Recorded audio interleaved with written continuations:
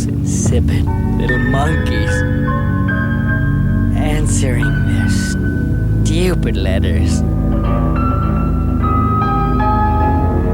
hands. Dirty. The dirt won't come off.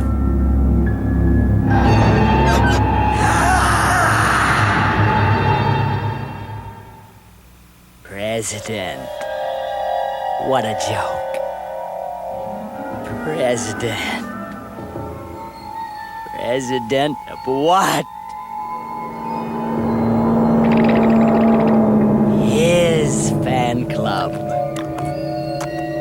How they love him. Look at him. Lying there asleep.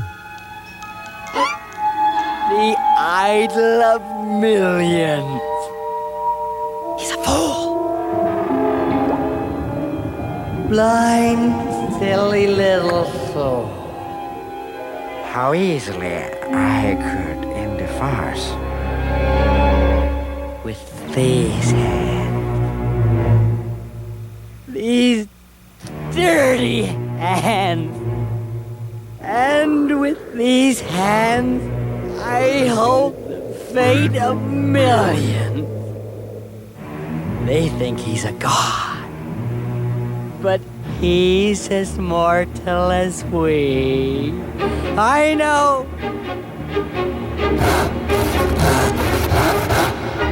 Just one quick twist, and it's over.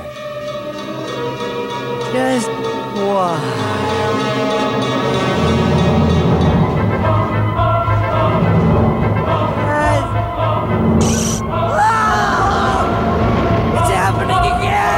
My brain! My hot, stinging brain!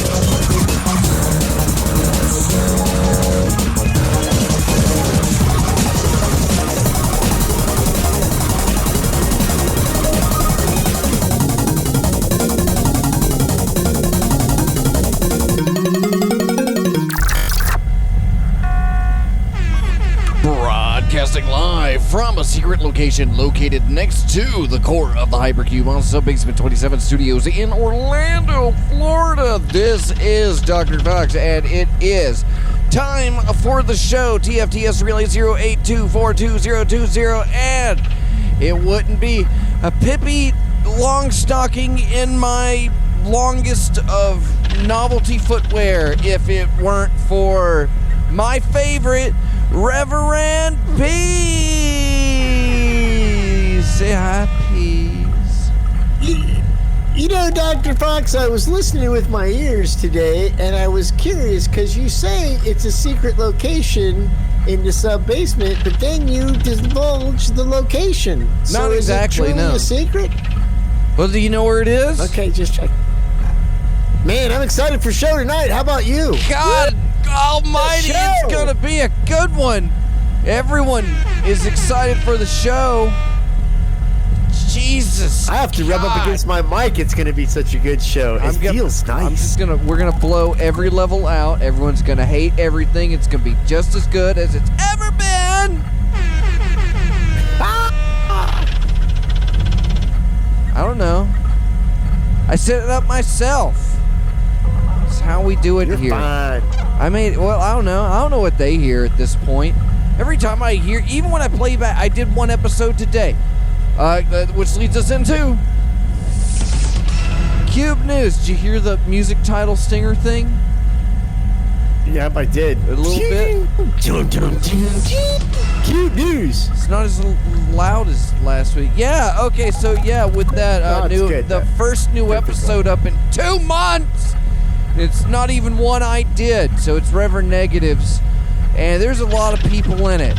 But I was listening through it. It was actually really good. So far, it really is one of the best episodes of Time for the Show. Because it's other people sticking. And neither one of us were in that show, well, right? Scalpot, you were there. You were there, and you fought for control for a while. I was dead, and because I would never be taken. Got better. Because I'd never be taken alive. You know what I'm saying? And that came back that next week. It just happened to be on the weekend of my birthday that happened. And then then we did summer. So these were the episodes that I was throwing out to the editor that wanted to do it for money and then didn't want to do it. Now, they were saying that there were like problems or stuff like that, but I know what the truth was. You know what it was too. What was their name? Don't worry about that. What was their name? No, you don't. Well, that's the thing is that they're a contractor. You know, they don't get their credit, so it's fine. But what about their exposure? No, they're not getting any with that. Sorry, exactly. I'm not going to tell you who it was. Exposure. Not even going to mention them. I don't have anything on their on my interning list to do. So yeah, there's that. So then there's editing all those other things. What kind of belch was that, Dr. Fox? Was that a beer belch or wine belch? That was beer. Dr. Fox is drinking a beer. And we're allowed to drink on the radio because it's Canadian, right? Yeah, I mean, I think that's the law. If you don't, like two red coats on mooses show up and they just kick the shit out of you until you open up a Labatt Blue. Can't be anywhere near broadcasting equipment without a beer in Canada. Well, it's all about the beer. Don't say that. That's racist. All right, what's the first thing? Okay, we had. There were things that I had to look up. Things I didn't get to because I was editing the stupid theme song. I was making theme songs and editing shows, so I didn't even look in the mailbag. So now I got to look in the mailbag. Let me just. That's just crazy. Here, hold on. Let me just. That's the mailbag. It sounds a lot like paper on a microphone. Okay, and it's time for... Well, it's filled with paper. It should. My favorite part of the show, the Pizzo Box, where we ask Peas the hard-hitting questions of the day. Send your email questions. The Pizzo Box? That's the name of it? That's clever. Pizzo Box. Yeah, that's clever. That's new. I like that. That's nice. All right, dear Peas. Say it again. Is this right-wing family values? Giancarlo Granda says his sexual relationship with the Falwells began when he was 20. He says he had sex with Becky Falwell while Jerry Falwell Jr., head of Liberty University and a staunch supporter of President Trump, looked on. And that's signed Sally May of what was that one that we had earlier? We had a really good one earlier. I can't remember. Chagrin Falls, Florida. Chagrin Falls. Actual place. Here's the thing. You didn't really ask a question, but the reality is, if you think about it, Jerry Falwell Jr. is the president of a university, Liberty University. Liberty is like USA. So he's really the president of the United States' college. And as such, he needs to observe human sexuality from an educational standpoint because he probably has classes that he teaches or supervises people that give human sexuality classes. So it's one thing to do the sex, but you know, when you're doing the sex, you don't really know what you look like.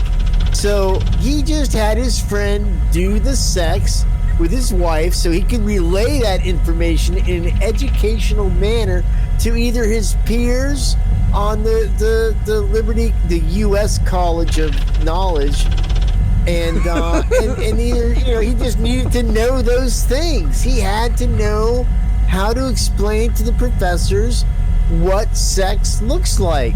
And so I think it's a harmless thing, and we're making too much of it. And I don't think it's a right or left wing thing. I think it's an attack on Jesus Christ himself when you go after Jerry Falwell, when all he's doing is trying to help the youth of America understand human sexuality between one man and one woman for the rest of their lives. There's nothing wrong with that. And here's to you, Jerry Falwell Jr. You watch your wife get fucked. You watch her get fucked hard so that you can teach your educators on how hard fucking looks. I'm with you, Jerry. I agree. Dear Peas, how to... I was going to be disappointed if I didn't get the horn. If I didn't got get the horn. I would. Come on, I give you Jerry Falwell, you know?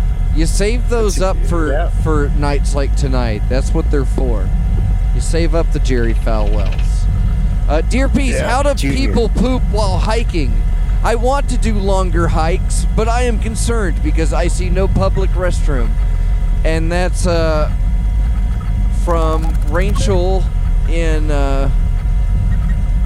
tight kneecaps, Wisconsin. So here's the thing, and I don't think, Rachel, I for one want to thank you for your letter, because it's not known to a lot of people, but when I travel, I can't have a good, I go to a camp in July with a bunch of people. We're not going to talk about it because it's like so old and in the past. But when I go there, I can't shit for 3 days. And when I do, I have to go into town to the little restaurant that's there.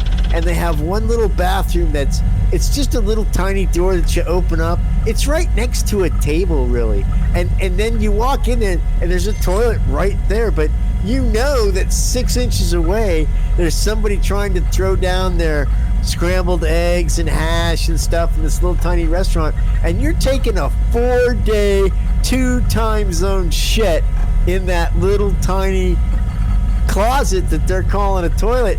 Man, that's rough. So hiking, yeah, man, that's got to be even harder.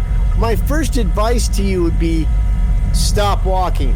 Don't try to hike and shit simultaneously. I will tell you right off the bat, that will make a mess and chafe. You wouldn't think that shit would chafe and cause skin rashes, but it does. Ask any baby. The thing to do is pull off when you gotta wait till it's really oh my God, they might have to send a helicopter to get me. When you have that feeling in your bowels, just drop your trousers. And a lot of people think this is wrong, but here's the thing. If you're a bear and you've got to take a shit, you take a shit right in the middle of the trail so people know you were there. You're a bear, motherfucker, and I'm here. So, and wolves and coyotes do the same thing. They don't shit off to the side of the trail. So if you want to dominate your shit and you want to dominate hiking, as soon as you feel that, oh my God, a helicopter's going to have to come get me because I've got a shit so bad, drop your trousers immediately and shit right there in the middle of the trail. Once you've done that for the first time, your trail's shititis, or shit phobia, rather, to be technical, to use the Scientology term, will obviously then be conquered, and that trigger won't be a thing for you anymore because you've dominated that hike, you've dominated that trail, and you've shown the rest of the hikers on that trail you're a bear. Thanks for writing.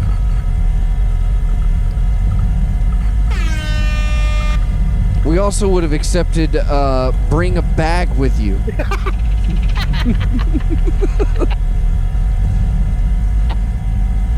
That's a good answer too. Take it home with you. Be polite. Be respectful. Oh, you're doing pretty good tonight, Peas. Look at you. I'm doing good. All fired up with the way that it all works now. Guess how many unique listeners have downloaded Time for the Show since we've been at timefortheshow.com? 6,416 and a third. You're exactly correct. I never thought I'd say that either. Thanks, Regis. Big F for Regis. What is that? What is that? What is the actual number, though, Dr. Fox? I'm curious. 47. 47? Wow, 47. I was Which very number? close. Which number did you want to know? I was looking at the stats. I was looking at the stats, and the episode with the most listens, which is episode 41, series 1, episode 41. And really? Yeah, guess who What's totally special about that one? totally bleeped up the thing? Guess who totally right in the...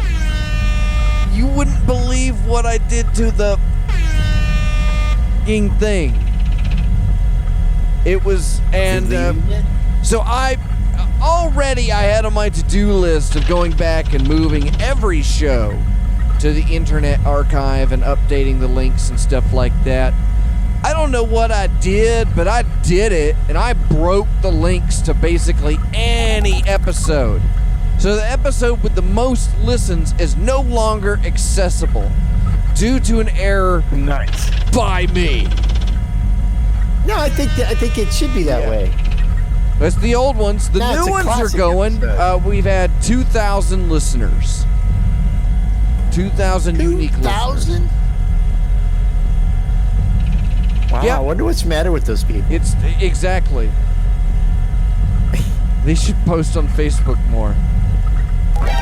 You used to break it down by countries. A lot of those people Australians, because if they are, we should say the word cunt more. They'd like it. Let's see. Well, let's check it out. What do we got out on the Go by nations. Read it out. I think the kids would want to know. top 10? You want from bottom up? Or I think top down makes a little bit more sense. Yeah. Who doesn't Number want one, bottom Big up? Dog. Who doesn't want bottom up? Big Dog number 1. It's the United States of America. Wow. Yeah. 5,301 downloads of Time for the Show Thank you, episodes. Canada. It's all for Washington. Number 2. Canada. 228. After that, Wow. number 3, Australia with 147, and then Those cunts. number 5, Ye Old 5, is the United Kingdom with 142, and then with 117, it's Germany because of all the piss jokes. And then The piss jokes. The fucking Germans and with their piss 108 jokes, they it's love Finland because of all the Moomin references and the memes. 92 Brazil because of all those sexy peas memes and psychedelic parrots. And then Yeah, makes sense. with 28 New Zealand, not cool enough to live in Australia. With 21 the Netherlands, also because of Moomin jokes and the piss porn. And 67 goes to others. Others. Nice. North Korea's in that group. Others. I would really hope so. That somebody We today have will 3 North Korean listeners. they'll be listening to you and me banter. Actually, if they're subscribed in North Korea, they'll hear you and Reverend Negative and it's a have crime. dumb luck. And that'll be it's a that'll crime, be the too. last thing that they hear as they're dragged out of their homes today. They're huddled in their basement listening to a little ham radio. Shut up! I want to hear peace. Do apology. Shut up!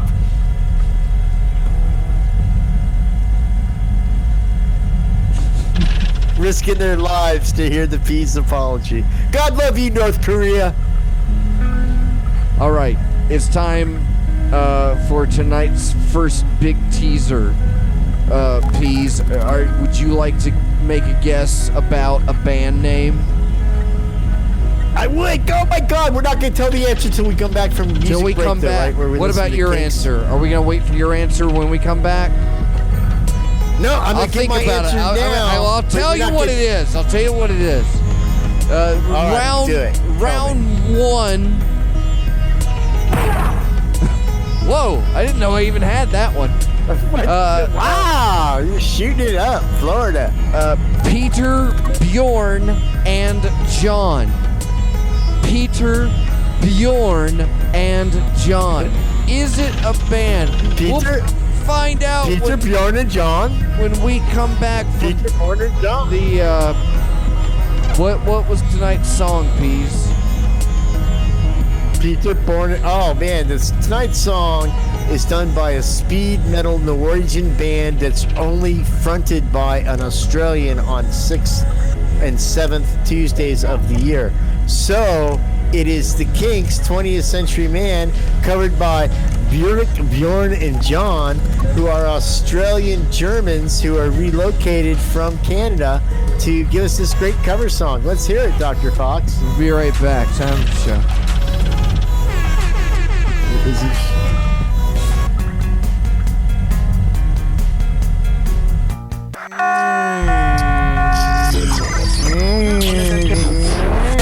You're listening to Time for the Show, broadcasting live on freethinkradio.com. I'm Dr. Fox. I'm kicking it with my boy Peace, who is the timeliest of the most handsomest of boys. And but when we went to the break,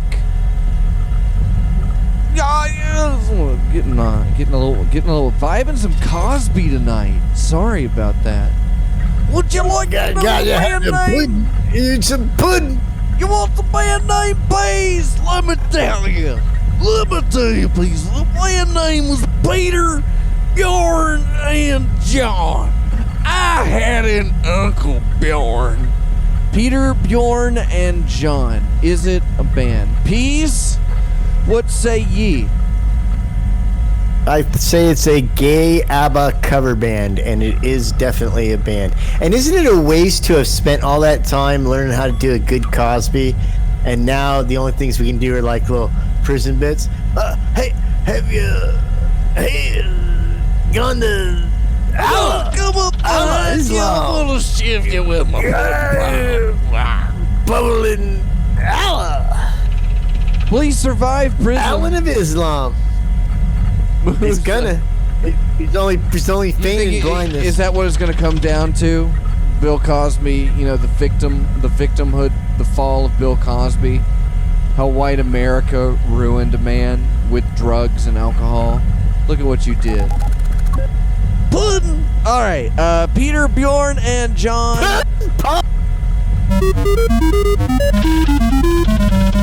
Is a the band. Computron. It is a band. Computron knew it was a band.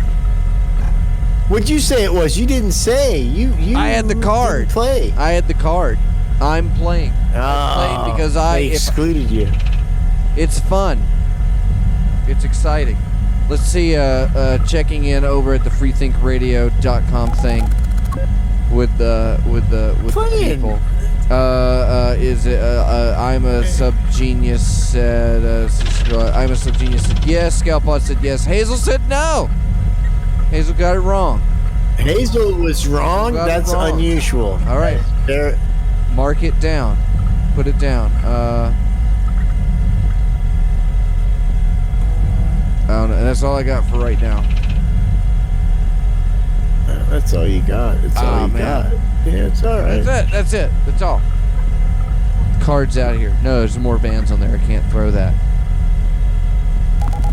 New sound effects on the board tonight. That one's been there, or has it? Oh, that's We don't a good know. one. That's we a don't. classic. That's we classic. don't use it a lot. Downboard classic. It's a classic. It'd be the perfect time for it. Yeah, if we had one loaded. Don't worry. If we set one up, we'll never use it. That's what the horn's for. Ice burn. That's what the kids want. The kids want pain, Peas. I think Hypercube's best marketing demographic now is angsty 14-year-olds. Where do the angsty 14-year-olds hide these days? Peas, huh? Well, Minecraft is like one spot you could get 14. Oh yeah, well we got Minecraft servers. Hey, are you a kid? And are you sick and tired of laying your arms onto the sharp points of the Legos every week? Do you have access to your mom's wallet at night when she's sleeping? Yeah, but I don't want to give them. They'll give $35 to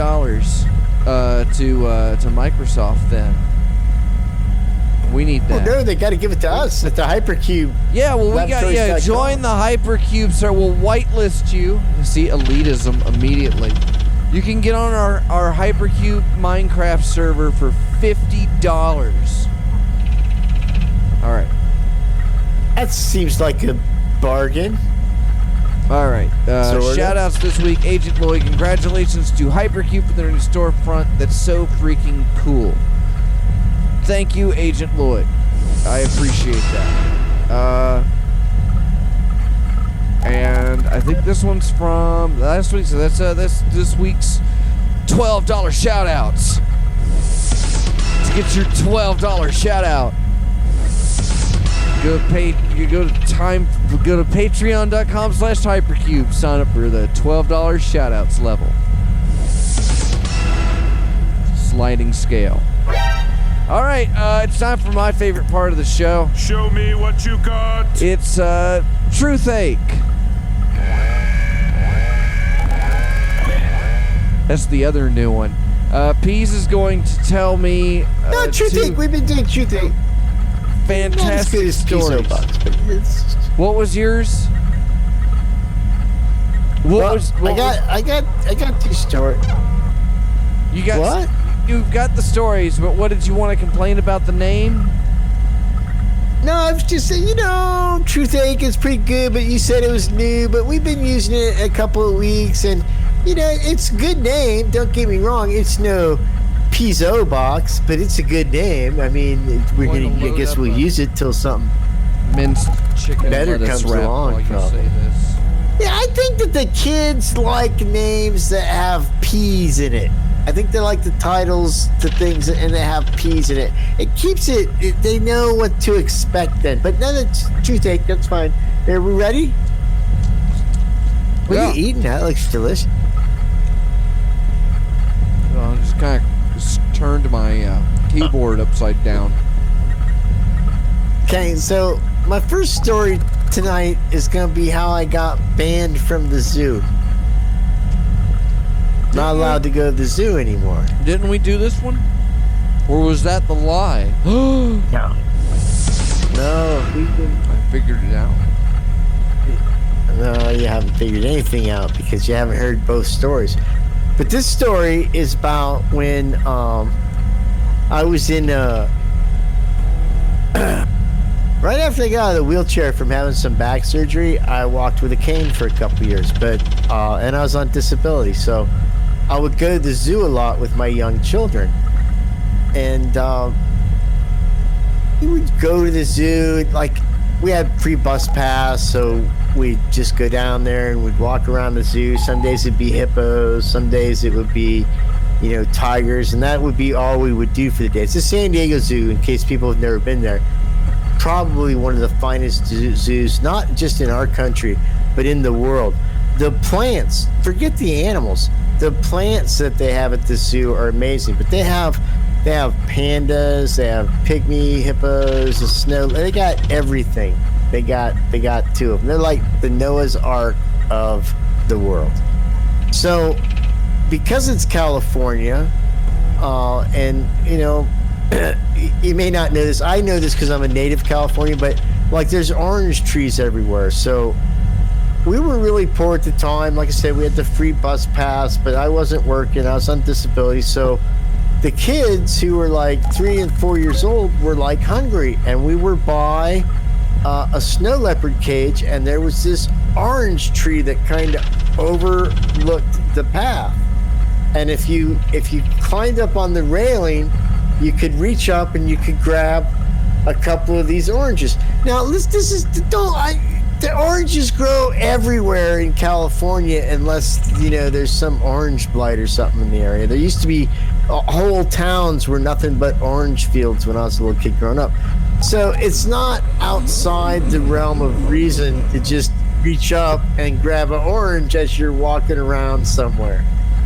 So I climb up. I have carrots hold my cane, and I kind of get up on the first bar. You know those things that they're like on the side of a path. It's like 3 bars, and they're made out of metal. You see them at high schools all the time. But you can like step on the first bar, and you're like 2 feet higher, and you can still hold the top bar while you reach up.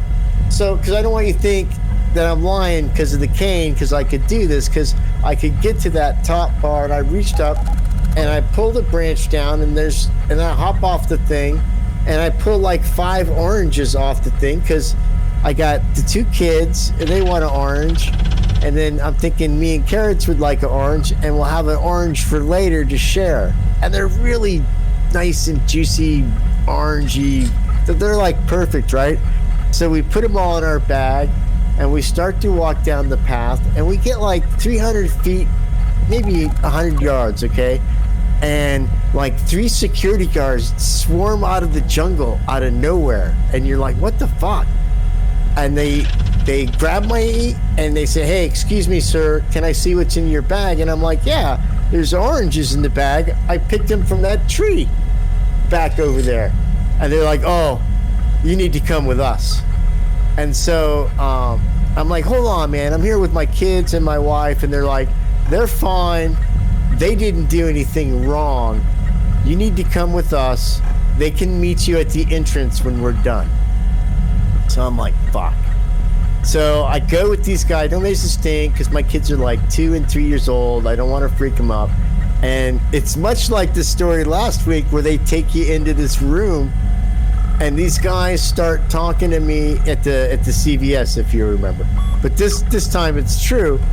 They take me into this room, and they're like browbeating me about the oranges, because they're like, this is a sustainable park. Every fruit and nut and berry that we have at this park, we harvest and feed to the animals. So technically, you've stolen zoological property that could violate numerous international treaties, and you're in big fucking trouble. And I'm like, look, man, it's San Diego. Orange trees are everywhere. I'm hungry. I wanted the oranges. They're just sitting there. I thought they'd just fall off and rot. Look in the ground. There's like 18 of them. You guys don't even pick them up when they fall. That's not the point, sir. You've created terrible, terrible crime. So they browbeated me for like an hour. And then finally I was like, you know what?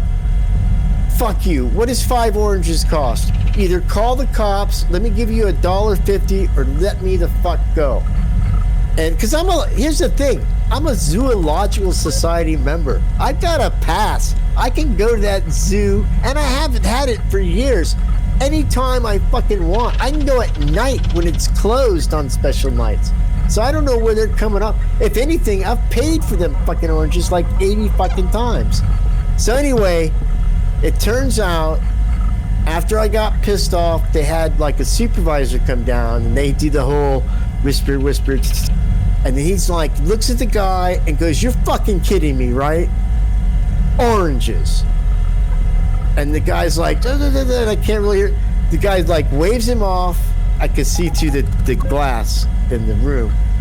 Comes in the room, he says, is your wife and kids waiting for you at the front entrance? And I'm like, yeah. He says, take your fucking oranges, have a nice day. You know, sorry about the inconvenience. And that's my story about getting banned from the zoo, although I really didn't get banned.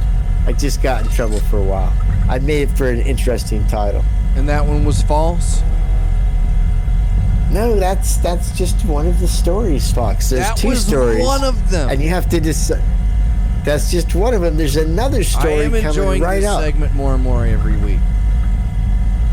So, and then you decide after you hear both stories, then you decide which one is the true story and which one isn't the true story. Is that how? Okay.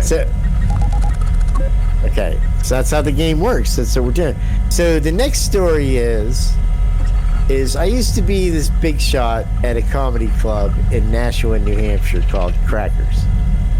And I would go, I used to be a magician, as I told you, so I was going to do stand-up. The whole reason I did magic was so I would have so I could do the ego strength to do stand-up. Because I would do comedy while I did magic, and if people didn't think I was funny, I'd be, well, at least they didn't know how I did this. But now I'm evolving, and I'm becoming a comic. I'm going to become a comic. So I decide I got to go to this club here in Nashua, New Hampshire, and study stand-up for a while, so I can develop my type 5 and be ready to go. Okay, so I would go to this place every Tuesday night for I gotta be like a year. It got to the point where the door guy would be like, "Oh, Mr. Flanagan, we got your table right up here," and I'd be right up front because I was a good laugher, and if the show was good, it helped the comics because I would laugh and shit. And sometimes this is bad, but I would say something, not heckle, but I would be like, "Oh, don't you think this would have been funnier if you said that?" And he'd be like, "Yeah," and then the whole place would clap and be like, "Yeah," but I never performed. So, but I was a big shot at this place, right? They called me Mr. Flanagan. I was not Peas then, so I wish they would call me Peas, but it'd be a better story, but they didn't. So anyway, one day I decided to take Carrots, who's this new girl that I'm dating. Been dating her for about 4 months. We've been banging, so it's all good and everything. And she brings her cousin with her, right? And so I'm like showing off. I got my suit on, and "Oh, Mr. Flanagan, right this way." And the guy pulls the chair out for Carrots, and they make a big deal of getting my "Oh, that's all right, Mr. Flanagan. We know what he drinks, and he's already told us what you drink. Here's on the house." And that was fucking super sweet too. So her cousin Leo, who came with her, he says, "Oh, can you go to the bathroom with me?" Which I thought was weird because girls do that, guys not so much. You know, very rarely does a guy go, "Hey, let's go in the bathroom," unless you're gonna do rails or something. So I'm like, "Hey, maybe he's got coke." So I go with him in the bathroom, and he doesn't have coke, but he's got acid. So he's like, "Hey, do you want to do some acid?" And I'm like, "Oh, I gotta drive, but sure." And so I take the acid, and the first couple of comics come on, and I'm starting to laugh really, really fucking loud, man. I mean, like even the guy, he's like, "Mr. Flanagan," he's like looking over at the table. What's going on over there? So this comic comes on, and he starts talking about how shitty fucking marriage is and how awful fucking women are. And it's a pretty tight 10 minutes. He's pretty funny. And I go in the bathroom and I start, man, 45 minutes into it, I'm just getting that first permagrin slam, bang. I'm fucking got problems, brother. So what I do is I go out and I'm sitting next to Pam, Carrots, and I lean over to her and I say, "Hey, you want to get married?" And she starts laughing really hysterical because this guy's been going on and on about how shitty marriage and fucking women and relationships are. So she thinks I'm joking. And I'm like, "Why are you laughing, man? I didn't think it was that funny. I thought we're getting along and, you know, this would be something that you'd be excited about." She goes, "Oh, you're serious?" And I'm like, "Yeah, I'm serious." She goes, "Well, aren't you tripping?" And I'm like, "Well, yeah, but still, I think we should get married." And she goes, "Well, okay, if you remember tomorrow, we'll get married."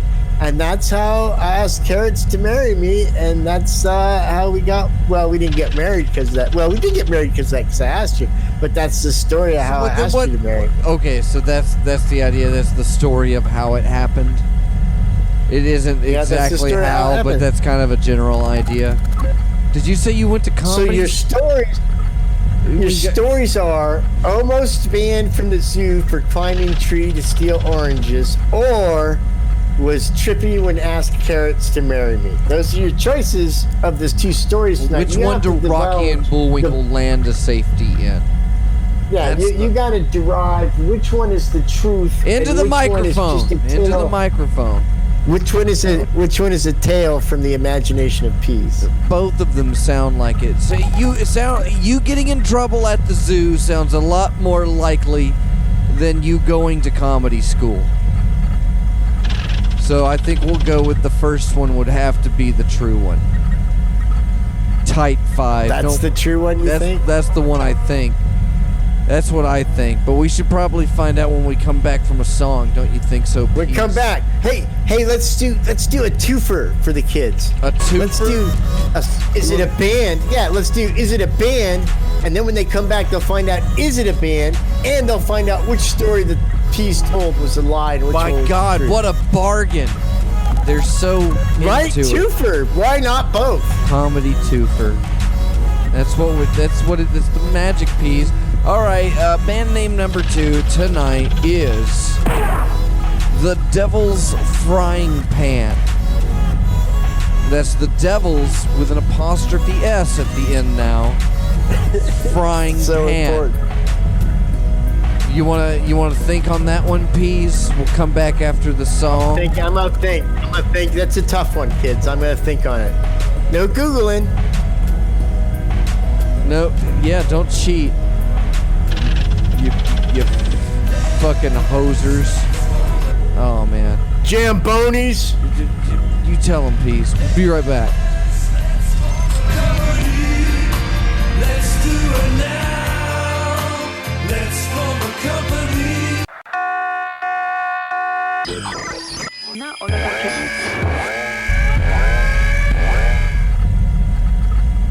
And we're back with more time for the show. Lucky you. Lucky you. Before we left, is it a band? The guess was on the name of the band, which was The Devil's Frying Pan. Peas. Was it a band? Gotta be a band. All right. And according to the Peanut Gallery Show Society, Lord bless their little hearts. I didn't look them up. The Devil's Frying Pan is not a band, because we all would have heard of that. And again, Such it goes on to bullshit. prove anything that associated with devil is bad and will never work. So praise Jesus. And not today, Satan. Okay. Jesus wins again. And then your story. Yeah, we had to pick between stories. Yours was you had the Peas at Peas. What were the stories? What were the stories called? Peas was at the zoo, stole an orange and got in trouble, and and almost banned from the zoo. And then number 2. And then the second story was you took comedy lessons. Yeah, sort of. Okay. So what do you think? I think the first one would have to be the true one. Stolen oranges Really? taste better. Thank you, Long Dead. Well, here's the thing. The first story is a fabrication. It did not happen. However, I did, as I was coming on to some pretty decent acid, ask my wife to marry me in the middle of a really good set about hating women at the He-Man Woman Haters Comedy Club where I was a big shot. That story is true. The He-Man Woman Haters Comedy Club. Yeah, I'm stealing that from Hal Roach. He's dead. He can't sue me. I think those films are old enough to where we could all start saying lines from them, and we'd be totally litigious free. Do you know who Hal Roach is, don't you? But how much of that story was a lie? Because most of that How much sounded of what story? The zoo story? The zoo story sounded true, and the other one The zoo sounded story, like a where- lie. I think you're cheating. I think Well, you're, that's the gift of I think you're. No! I think you're I can bring manipulating She'll reality. confirm. Peas. She'll confirm that the second story is true. I've made all my best decisions in my life, Trippin'. Yeah. When was If the it was a last? good When, decision, when I was the had- I last had- time you were tripping? A long time ago, before COVID. I'm out. I got no problems. People don't. I got nothing. I Tell tried to me. get people to send me DMT, and I couldn't even get that. It's sad. You'd think a guy with a radio show could get drugs sent to him, just from his fame. What is it, 2,000 downloads? Not one of you 2,000 people can take pity upon the peas and send him some Oh, problems. that's or just DMT that's vape pen. 2,000 Not downloads. one of That's them can probably be only bothered like to do that. 10 users, and it's just counting podcast Listen, subscriptions. I'm gonna exclude the Germans, the Australians, and the New Zealanders, and all the Norse, Swede, Dane fuckers, because I know that customs is a bitch, and you probably even though it's just you can buy it at a 7-Eleven in all those countries, you can't be bothered. I get that. The Canadians, okay, there's a wall, we paid for it, but I get that. But the people in the United States, in the 8 or 9 states that shit like this is legal, it's got to be legal somewhere. Why are you not helping the peas out? So I don't know. I don't know when I'm ever going to do problems again. I might never make another good decision ever, Fox, if someone doesn't reach out and try to help the peas make a good decision. .com. You know who I miss? Well, why is Cosmac of Cosmac's Commandos not chiming in on the show from time to time anymore? Well, he's a likable chap, and He's and an entertaining. industrious fellow. He's an industrious fellow. He is an and industrious fellow. He wakes up on he's the morning time engineer. He's like the day tubes broadcaster. Dr. Cosmac set up like the big playlist of like Wacky Taco Octopus on Slack Tube. And when I get up in the mornings, that's like my Dr. Cosmac time. But Wow, I didn't know that. I didn't know such a thing was even possible. Didn't even know it existed. Fantastic. It's time for my favorite part of the show. Show me what you got. It's Proving Ground. Okay. I'm going to read off the headlines. That's it, Chris. Peas and I are going to try and we're going to make jokes.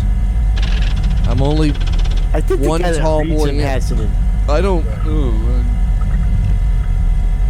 All right, let's see here. Science. Let's go to the science section. All right. Okay. Yes, there's an asteroid coming for Earth right before Election Day.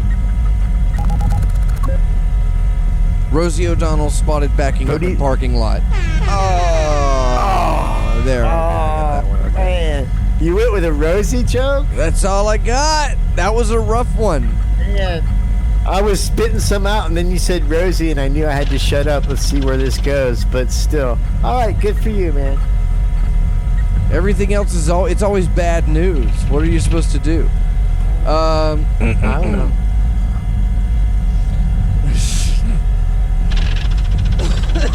Okay, Peas, come on, you can help me with this one. Apple will reopen some stores as COVID cases drop. Was that like testicles? You can come to the Apple store when your COVID's dropped.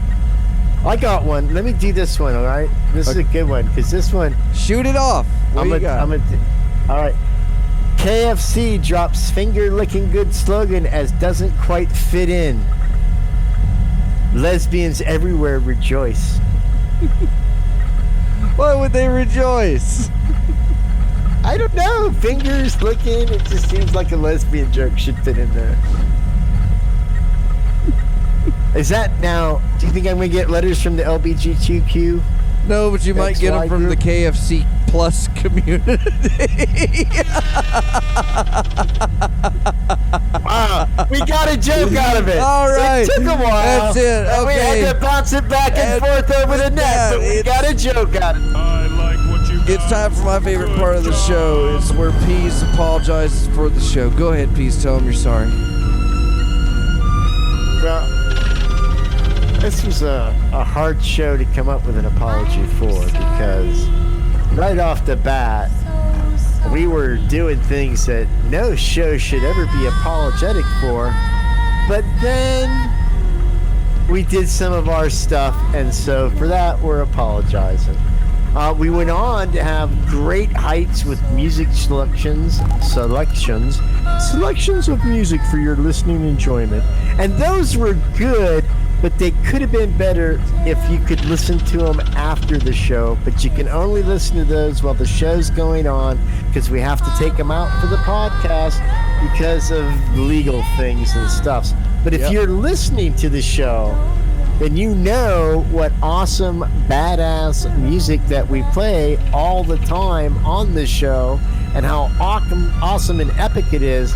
But for all you downloaders, can't be bothered to take time out of your day on a Monday. What are you doing on Monday? Not doing anything, really. 10 o'clock at night. You're just probably winding down. Maybe you'd normally listen to a little rain on a tin roof in Jamaica white noise. You could turn on the show, but no, that's just too much fucking trouble for you to listen to it live and hear all the great music that we play. And that's cool. I'm sorry you're missing out on that. That's it's not fair. It's not right. I'm sorry that I fooled a lot of you with my story about the zoo and the oranges. It seems a lot of you guys think that zoos do feed the stray oranges and nuts that grow on the trees there to the animals, and that would just be crazy. Come on. You can't feed animals food that monkeys have walked by and potentially touched. That's just ridiculous. And I'm sorry you fell for that. When the real story was that you bastards are all pretty selfish when it comes to sending P's problems or other kinds of things that would help him make good decisions in his life, like marrying Karens, or deciding to buy a Jeep, or other good things that he's done. Go to camping with his friend Argus Fox. He's done all of these things under the influence of problems. So, and he's out. He's got no problems. And you know, this is a good opportunity. Say you don't like the peas. You could send him poison. He wouldn't know. He'd take it anyway. He's that kind of idiot. And for that, I'm sorry. And I'm sorry that you listen to this kind of idiot every week. That thank God you've got Dr. Argus Q. Fox to stabilize your membrane and bring you back to the hypercubego.com reality that don't thinking gets you in your life when you decide to hypercube go. That's our show, kids. Oh my goodness, Peas, that was just wonderful. And hey, do you want to do the soap tonight? You want me to do the soap? Do the soap, man. You're a good. You seem dirty and filthy and nasty. We'll do the soap. It's the soap. Here comes the soap bit. When you wake up in the morning, does your body resonate with the putrid stench of dried bodily fluids and greasy, naturally occurring oils that leave sopping puddles of filth on your pillow and mattress? Then you may be one of a small group of people living with a condition known as stank ass. By mixing Triology soap, stank ass affects lives every day and without proper treatment can result in lingering odors and musks trailing behind individuals living with stank ass. Finally, there is a solution. Introducing Triology soaps. An over-the-counter remedy for stank ass. By mixing Triology soap with water and applying to the body, laboratory tests have shown that this can reduce the body's own tolerance for stank ass. Unlike other soaps that just mask odors, Triology soap's glycerin-based slack-infused technology fights stink ass at its core. Triology soaps are shown to be effective at fighting off other organisms living on the body, and when combined with everyday hand washing, can be utilized to combat viruses like COVID-19, E. coli, and Batman figures. Triology soaps also makes for a good personal lubricant, and with the patented Dobbs Bar Hygiene Kit, you can rest assured your extra time in the bathroom doesn't just leave you feeling relieved, but also refreshed. If you would like to learn more and try Triology soaps, visit triologysoaps.com.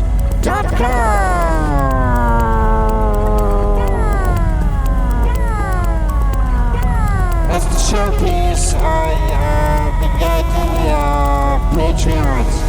We got to say a nice thing about, what is it, the end of the month? I don't know. Let's see here. Go through the thingy. Click. Okay. Alright, it goes as a dark flashback. Apostle Explorer. Color 23. Reverend Counselor. Drawing soaps. Scarpod Hazel of the Windmills. Reverend 80. Dr. Trenching. Reverend Negative. Mark Arthur. Long Dead and Agent Ward. And Michael Marcus.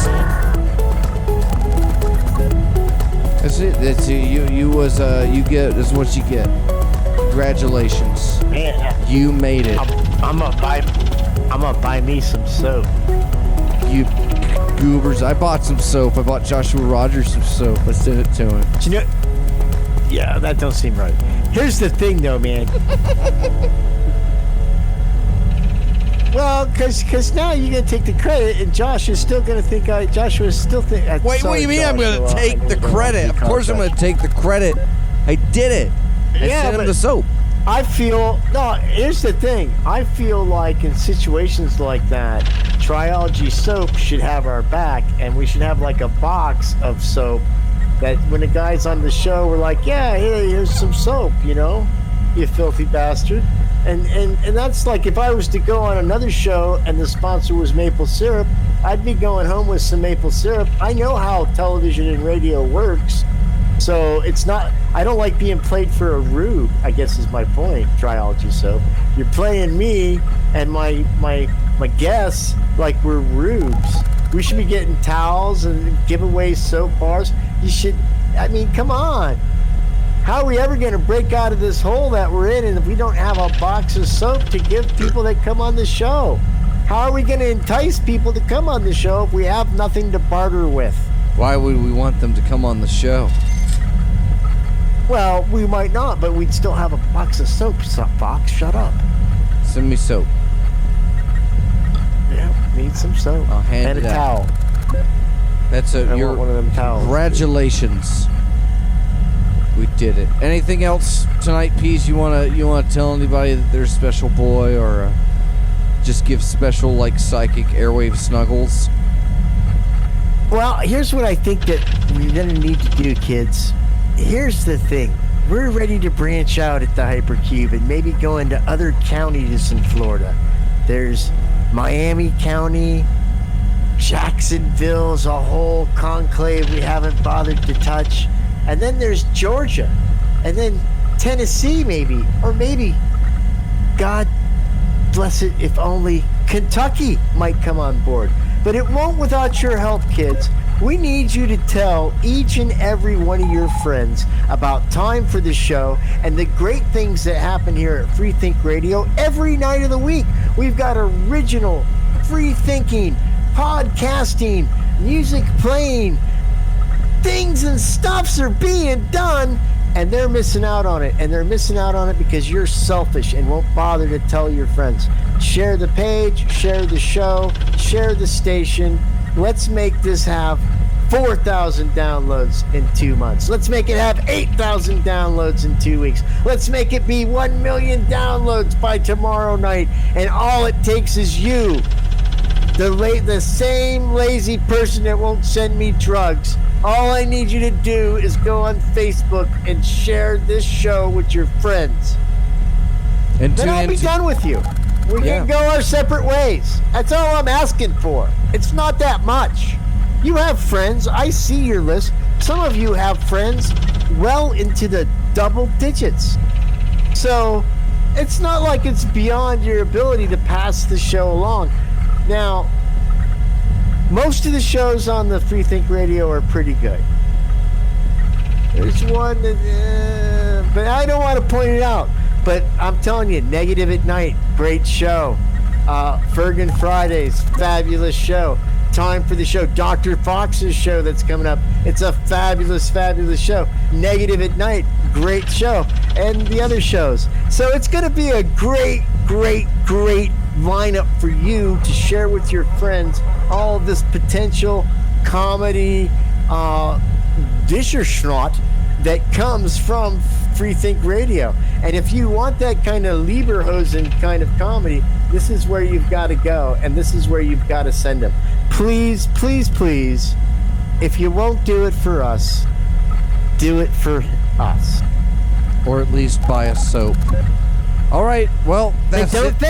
don't think, just do it. Don't think about the ramifications. Don't think.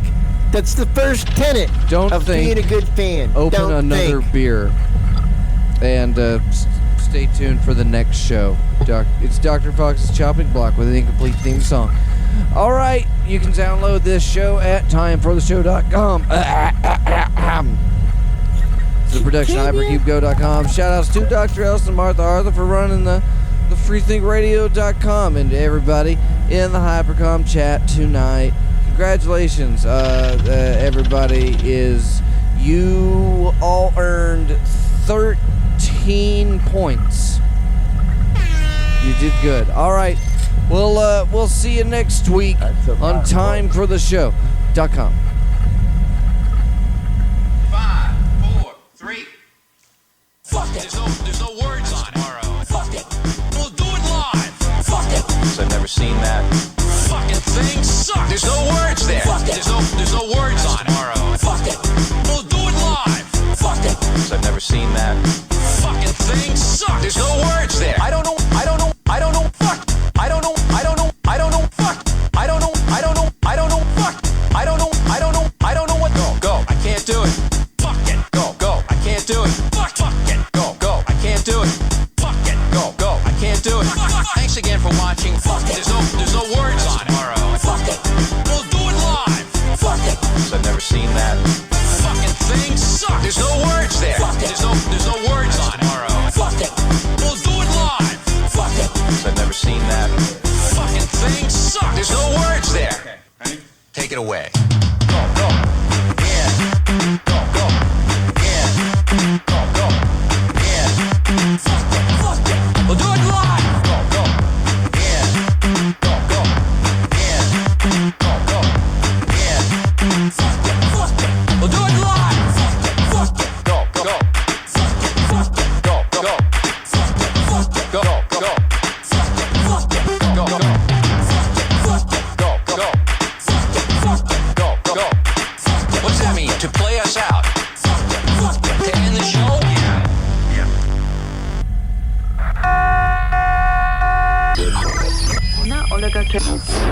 Broadcasting live on freethinkradio.com. It's Dr. Fox's Chopping Block. It's the new show. It's the good one. It's the one you want to listen to. Hooray. You can go now. All I'm going to do is yell and scream. What are you going to do? Are you going to stick around, Peace? Did you like the show tonight? No, it's a good show. I'm going to listen great. to your show because I told all the kids, hey, listen to the shows, and so I can't not listen to the show now, right? That would make me like some kind of punk. Yeah, I have to go.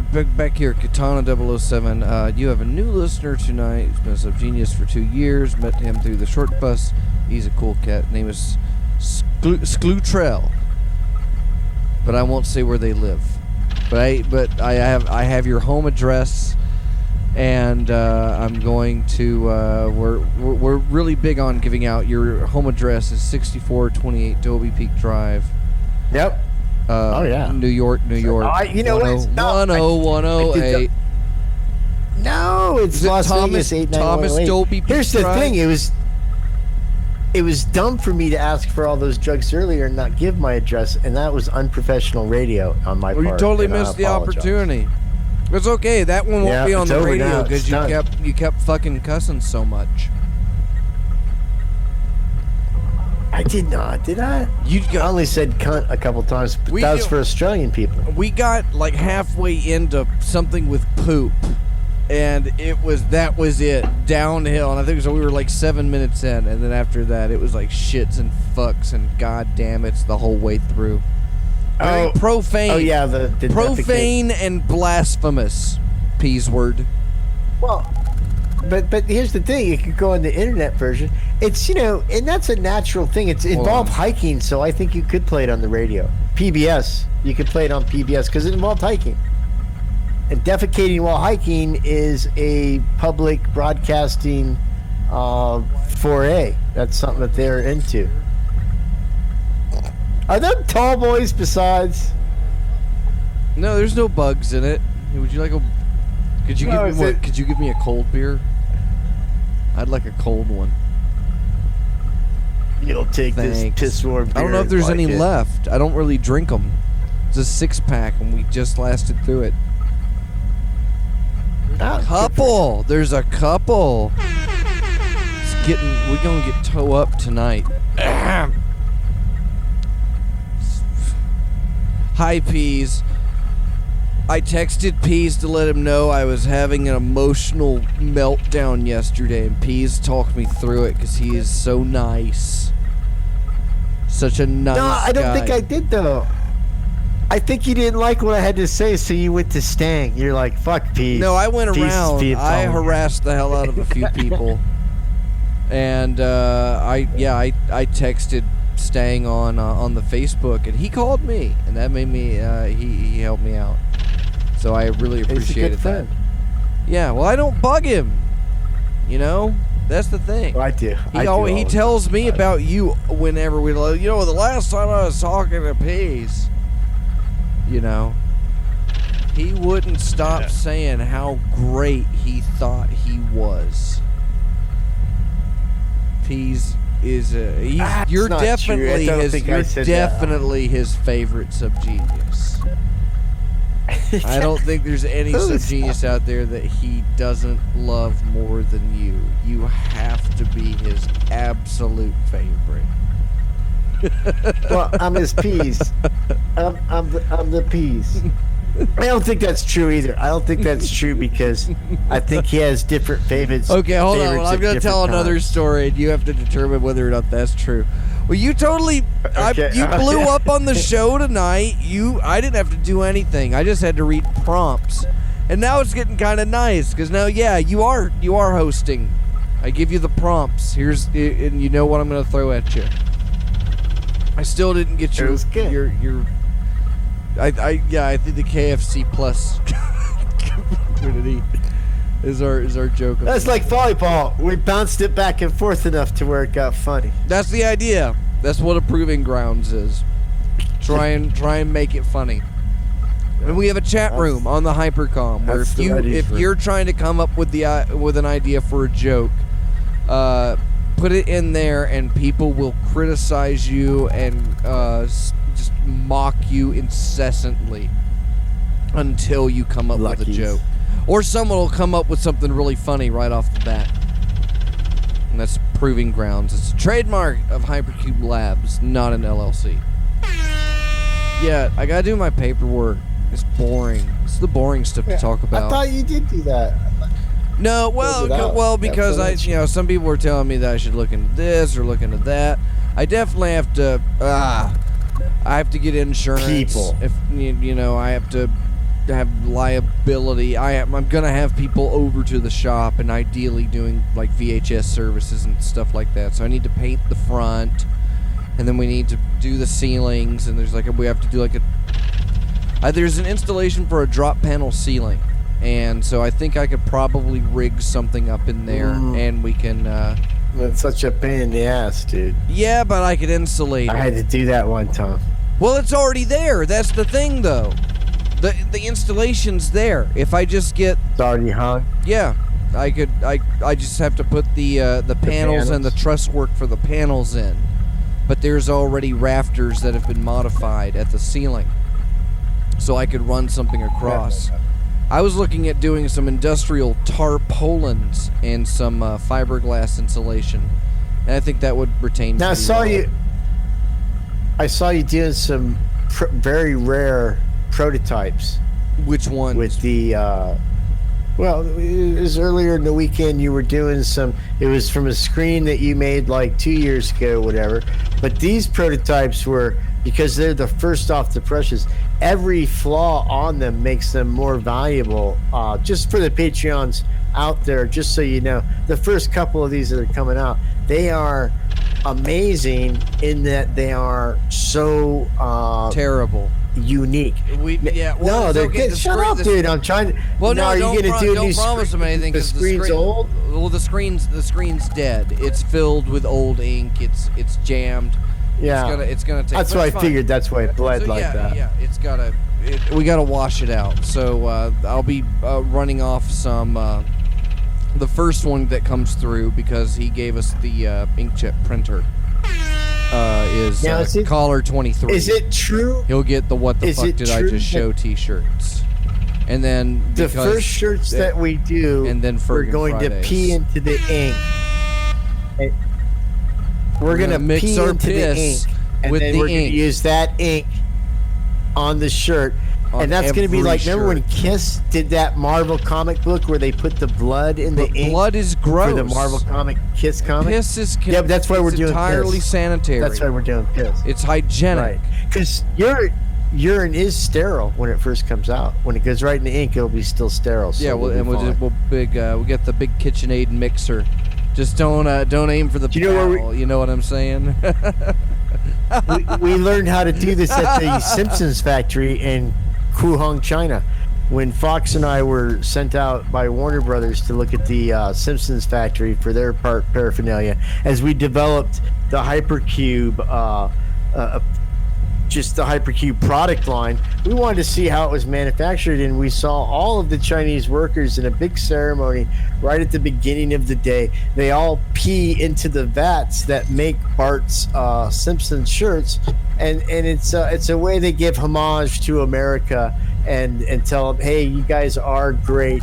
We wanna send a piece of ourselves to you via our pee. And so Fox and I thought, hey Fox, I remember we were on the plane back, I looked at you, I said, hey Fox, we should pee in our ink when we start making shirts, or rather you start making them and I support you from Nevada with like, yeah, go You're gonna Fox. ship me But we should bottles of your ink. pee. Ship that. And Fox piss. put his ship that. He put his piss. beer down on that little tray in front of us in the seats, and he said, "You know what, Peas? You're absolutely right. We are gonna piss in the I ink." never. So said remember, that. kids, I never every said that. we were on our way back from China. You were a little, had some sake. Maybe you don't remember, but we famous, for sure yeah, agreed good we were old gonna pee Chinese in the sake. ink. Yeah, I was definitely. I had a couple of plum ginger snapdragons and some birds of paradise,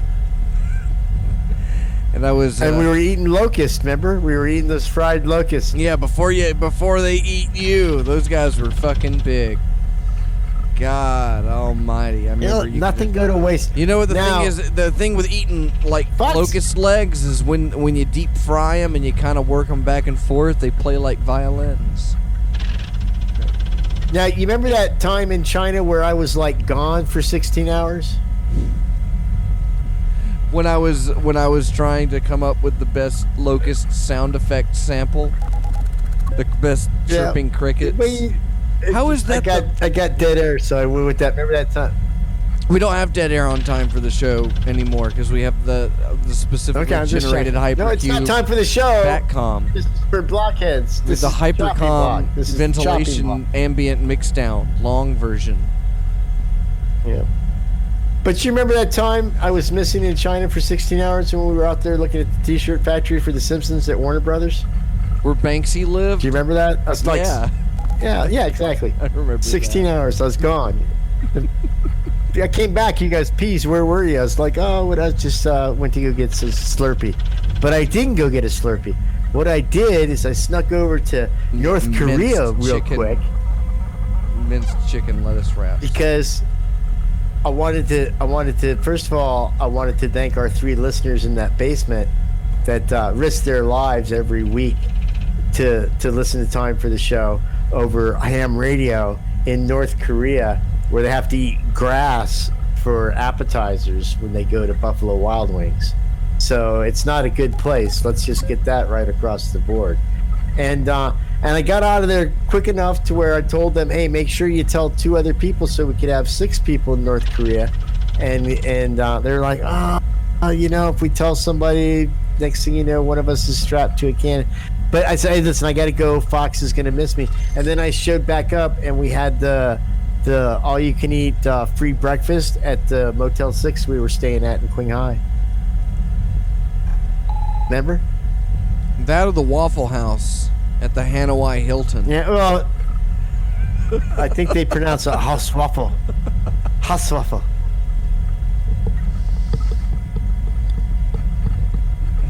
You're a veteran, right? I am, sort of. What do you make of it when what branch of the military were you in? You told so many lies and truths, I forget which ones. Yep. Air Force? I was United States Air Force Strategic Air Command. Why did you choose the Air Force?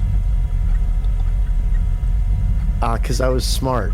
Now, in retrospect, I wish that I chose the Navy because I would have seen more places. I joined the Air Force to see the world, and I thought, they'll send me someplace. I'll be there a few months. The I'll Air get to Force enjoy it. pretty much focused They on sent me defending- 62.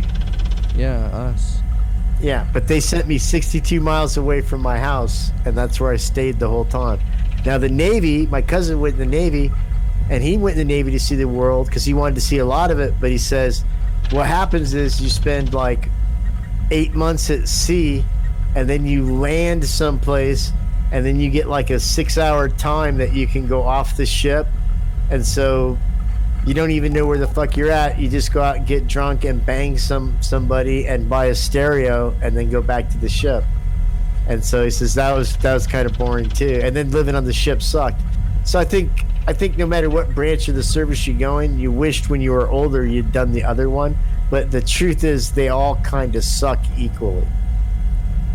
When I was I visited South Florida, and I was on my way down to the Keys, and I got to see I'd imagine it was a training exercise or a drill, but it was 2 fighter jets, and I couldn't tell you what kind of jets they were.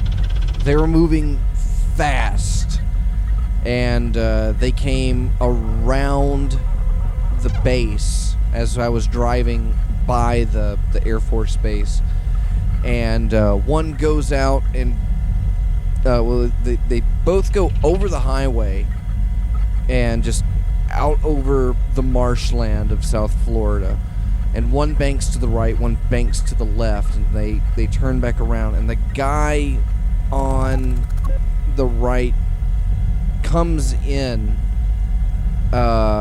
just perpendicular to the ground and his friend, you know. So the guy that makes the U-turn to the left, which was more of like going like a roundabout, he just kind of turned the jet around. Yeah. And the other guy comes within feet of him, and then they both just level out, and they come in and they come around one more time and they land. And that was incredible. That was a really motivating moment for me. They didn't let me fly the planes. Yeah, that was the Navy too. It was a naval base. It wasn't an Air Force base. But it's funny how many planes It's an the Navy interesting fact. has. You know that? Here's an interesting fact. The Navy has a lot of planes. The Navy has more planes than the Air Force, and the Army has more boats and ships than the Navy. What was the? There was a ship that took some damage a few weeks ago, but I forget what it was. But it was labeled as an amphibious ship, and it looked like it. But It's a Marine Corps vessel. Do you off remember the coast of California? Yeah, is it? Yeah, I but can't it remember what could carry it's called. jets, couldn't it? It's like a small carrier, but it said it was amphibious. It's what it is. It holds about 30 guys in it, and you can drop it like 10 miles off the coast of something, and it just chugs along till it gets there, and then it just drives up on the beach, whatever it is. It just drives right up on it. But the problem is these things if they hit the angle of entry into the water is just a little bit wrong, it will flood and it will sink like a stone, and that's what this one did. They're about 27 tons. They're armored. They're able to withstand 50 caliber munitions from about 100 yards. But is it able to come? Is it able to come out of the water? Oh yeah, it comes out of the water and becomes almost a tank-like vehicle. Has tires, has big balloon tires, but because they have such low pressure and strong sidewalls, you can shoot them with bullets and it doesn't let the air out of them and stuff. They still can drive on them. And they drive up the beach to where they can open that thing up. It's got some guns and turrets on it. It clears a little path, and then people start jumping out of it. But like I said, every now and then, if the angle of attack is what they call it when it hits the water, if that's too aggressive, it never recovers from that. But it doesn't really go up onto the beach. It just like pulls up really close. No, dude, it drives right up out of the water onto the beach, off the beach, into the inland, goes as far as it goes till it finds other guys. It can carry jets, and it can leave the water. That doesn't sound exactly. I don't think it can carry. It can't carry a jet. The other one could. Carries a helicopter. The one that took damage, it was able to carry a couple of things, wasn't it? I forget the name of it. It carries an autonomous drone type thing that's armed with like a Hellfire missile, I think. But I'm just guessing. I might be making all this up. The Bonhomme Richard. Amphibious assault ship Bonhomme Richard, which burned through the night in San Diego. They lost 17 people on it. And what's amazing is 9 people lived. 9 people got off that fucking thing. What exactly happened? They fucking hit the water wrong and it sank like a fucking stone. It's fucking 27 tons. And as it was sinking, 9 guys were able to open that hatch and get the fuck out, and the rest drowned as they were being plummeted to the bottom of the ocean.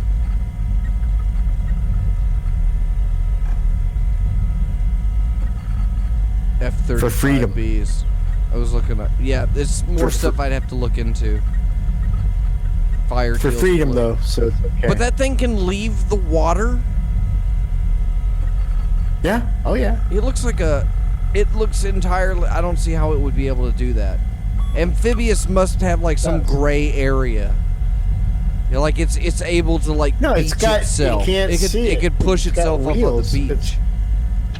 But I'd have to see a picture or a video of like this thing cruising on land.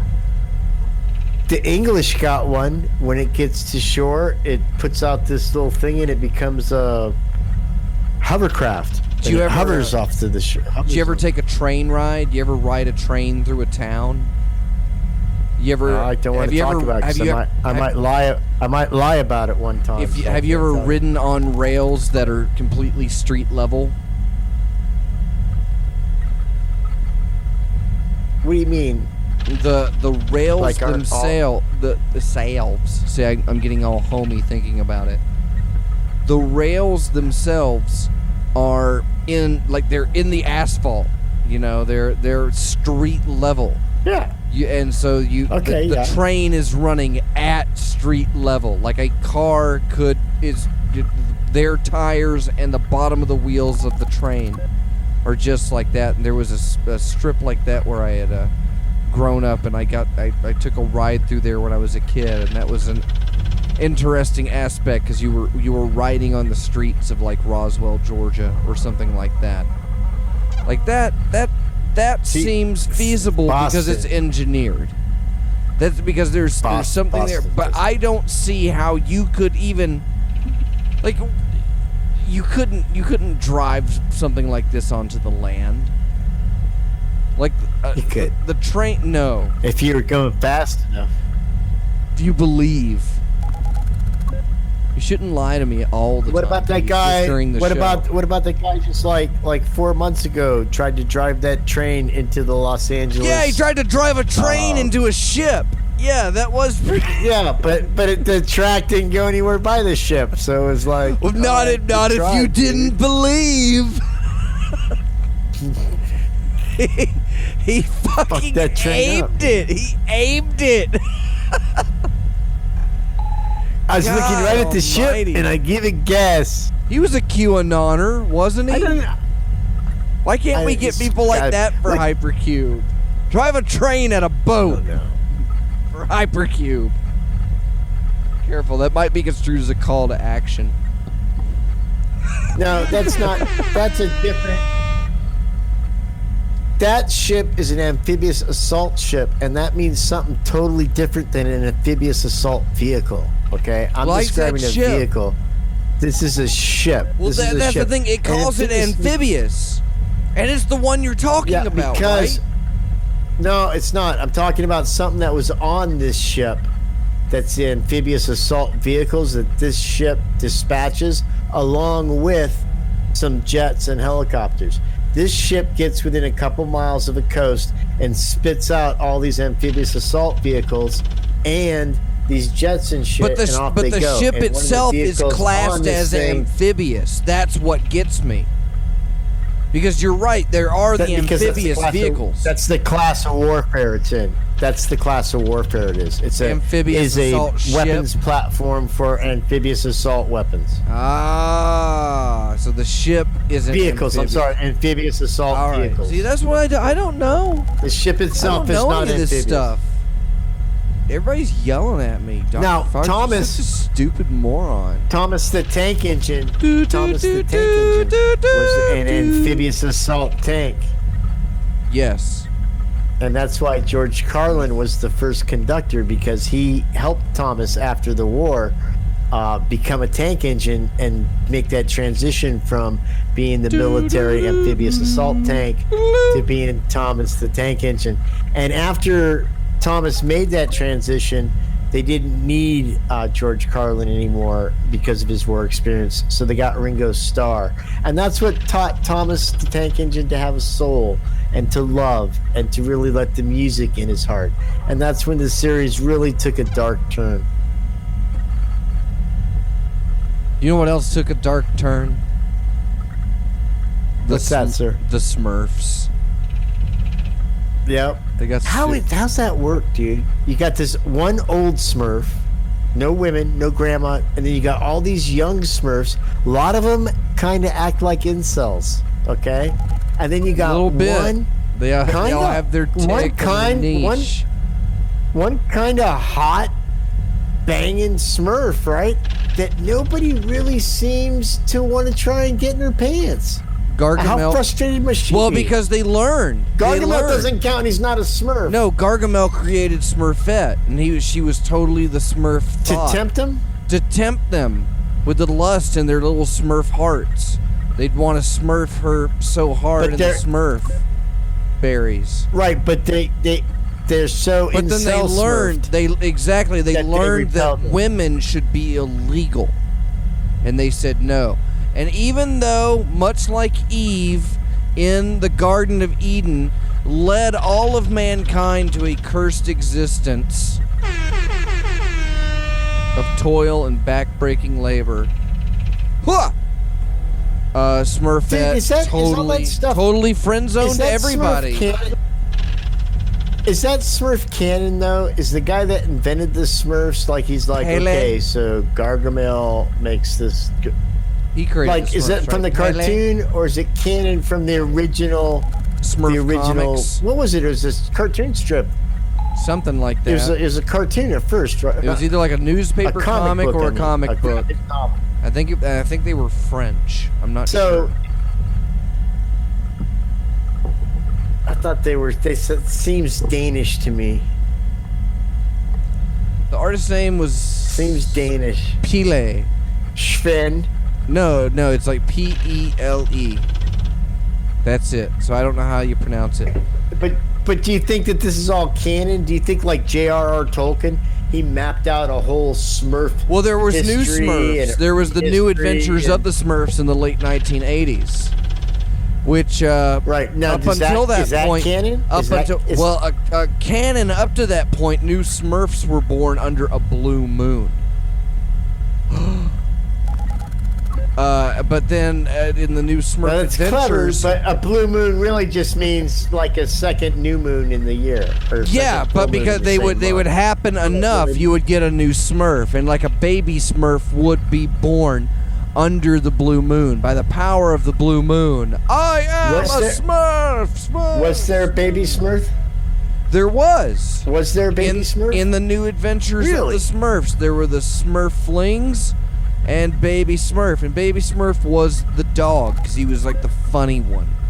And the rest were all like, oh, I think we should go out and get in trouble. And the other one would be like, I don't know about that. We could get in trouble for that. And then the other one, which is like the girl, was like, I say we get in trouble. And the baby's like, fuck yeah. God damn. It was a good show. It was a good show. There's two things that are interesting to me about that. One thing is that at the grocery store by my house when I was little, there was a like a gumball machine, but in it, instead of gumballs, there was like little Smurfs. And they, supposedly Did you put them in water and they become big Smurfs? 100,086. No, they would stay the size of the little plastic, ball thing that they came in. But if you put enough quarters in, eventually the thought would be you would have a complete collection of Smurfs for your very own enjoyment. Now, gotta bear in mind, kids, this is before video games and collecting Smurfs was like collecting NFL football pencils at middle school. It's just what you did because we didn't have anything to entertain ourselves with, like Full Combat or Dragon Balls or any of the good stuff that y'all have now. So we would put our quarter in and get like a Smurf, and of course you would always get like 40 Papa Smurfs before you get the really rare P Smurf or Smurfosaurus or something like that. But I always wondered how the Smurf world, like this, he's the only one who's got facial hair. What's the matter with Papa Smurf? Why does he have? Do they have genitalia? Do they have pubic hairs? Does Papa Smurf have pubic hairs if the others don't?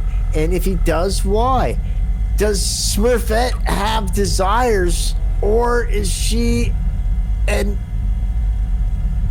asexual or androgynous or whatever one of those LGBTQWX things is?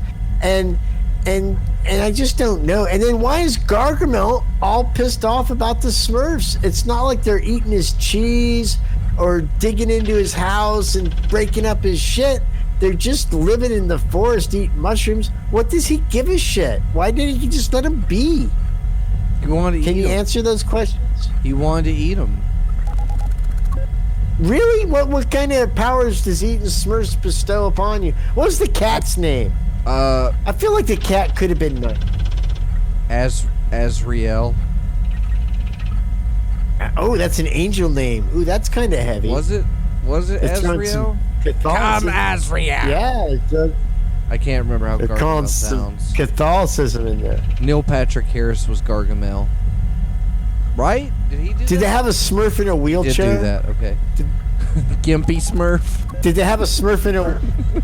Yeah, because I try to be inclusive, like they got a Smurf with glasses, and one Smurf, his hat doesn't go the same way as all the other Smurfs. I think that would annoy me if I was a Smurf. Katana 007 has posted a Smurf GIF that is unlike anything I've ever seen before because it looks like Flash animation Smurfs, but it looks like they're layered on top of like old 60s Smurf cells. And you see how... No, a color form. Did you ever have a color form set when you were a kid? Oh, man. These little pieces of plastic that you could... Oh, no, but they did George Lucas did a movie with that. Color forms? Twice Upon a Time. Was that it? I forget which one. I think that was it. Twice Upon a Time with Lorenzo Music. Is Ralph the all-purpose animal? and his sidekick Mumphrey. No, I'm not familiar with the work. And That's it's unfortunate. It sounds hilarious. it was all done in that was it, right? Twice Upon a Time. And it's done in the light board stuff. You turn the light on in the back, and then you put the color pieces of plastic. And they did a stop motion animated movie with that. And that's one of my favorite films. It's really good. If you can find the like super Did you ever loose see? director's cut, they say cusses in it. Did you ever see Quest for Fire? I like that movie. What That's is good. that one? Let's make a Quest movie for by Fire? You're Light kidding me? You've never seen Quest for Fire? Well, you'd have to tell me. Which one was that? It has I'm going So to it's put about the these dried cave cellophane people. noodles in the soy sauce and then scoop It's them out. it's about these cave people, and they have a little bit of fire in this like not wood thing, but like this bone thing, and it's starting to rain real hard, and some other cave people are trying to take their little spot, so they start to walk across this swamp. And for some reason, they let the stupidest cave person, and we already know in the movie by now that this is not the guy you let hold the fire when the chips are really, like, it's important that you have fire. You don't let this guy hold it. We're 10 minutes in the movie. We already know that about this guy. And sure enough, he falls into the marsh, and the fire goes out, and they're all like, and they start beating on him like, fuck, we got no fire. And so the rest of the movie, it's got Ray Don Chong in it. They had a linguist invent the language that the cave people used, and the whole rest of the movie is about this one guy. He kind of says, you don't know that he says this because you don't speak the cave language, but it seems like he says he'll go out and he'll find fire for the tribe. They should wait here. And so he goes and does it. He's gone like 6 years. He comes back with the fire, and they're all sitting there waiting for him. I don't know how that worked, but they're there, and they're all like, and for some reason, they give the stupid cave guy the fire to hold, and he's holding it over his head, and then he falls in the marsh again. The fire goes out, and they're devastated. They're like, fuck, and they're beating the shit out of this cave monkey dude. And then the guy that went to find the fire, that the stupid guy dropped in the marsh for the second time, he's like, hold on. And he takes out some like rocks, and he goes, crack, crack, crack, and he makes fire. And everybody's blown the fuck away, and they're all like, and they're like stoked because they fucking quest for fire, dude. Gotta see it. It's awesome.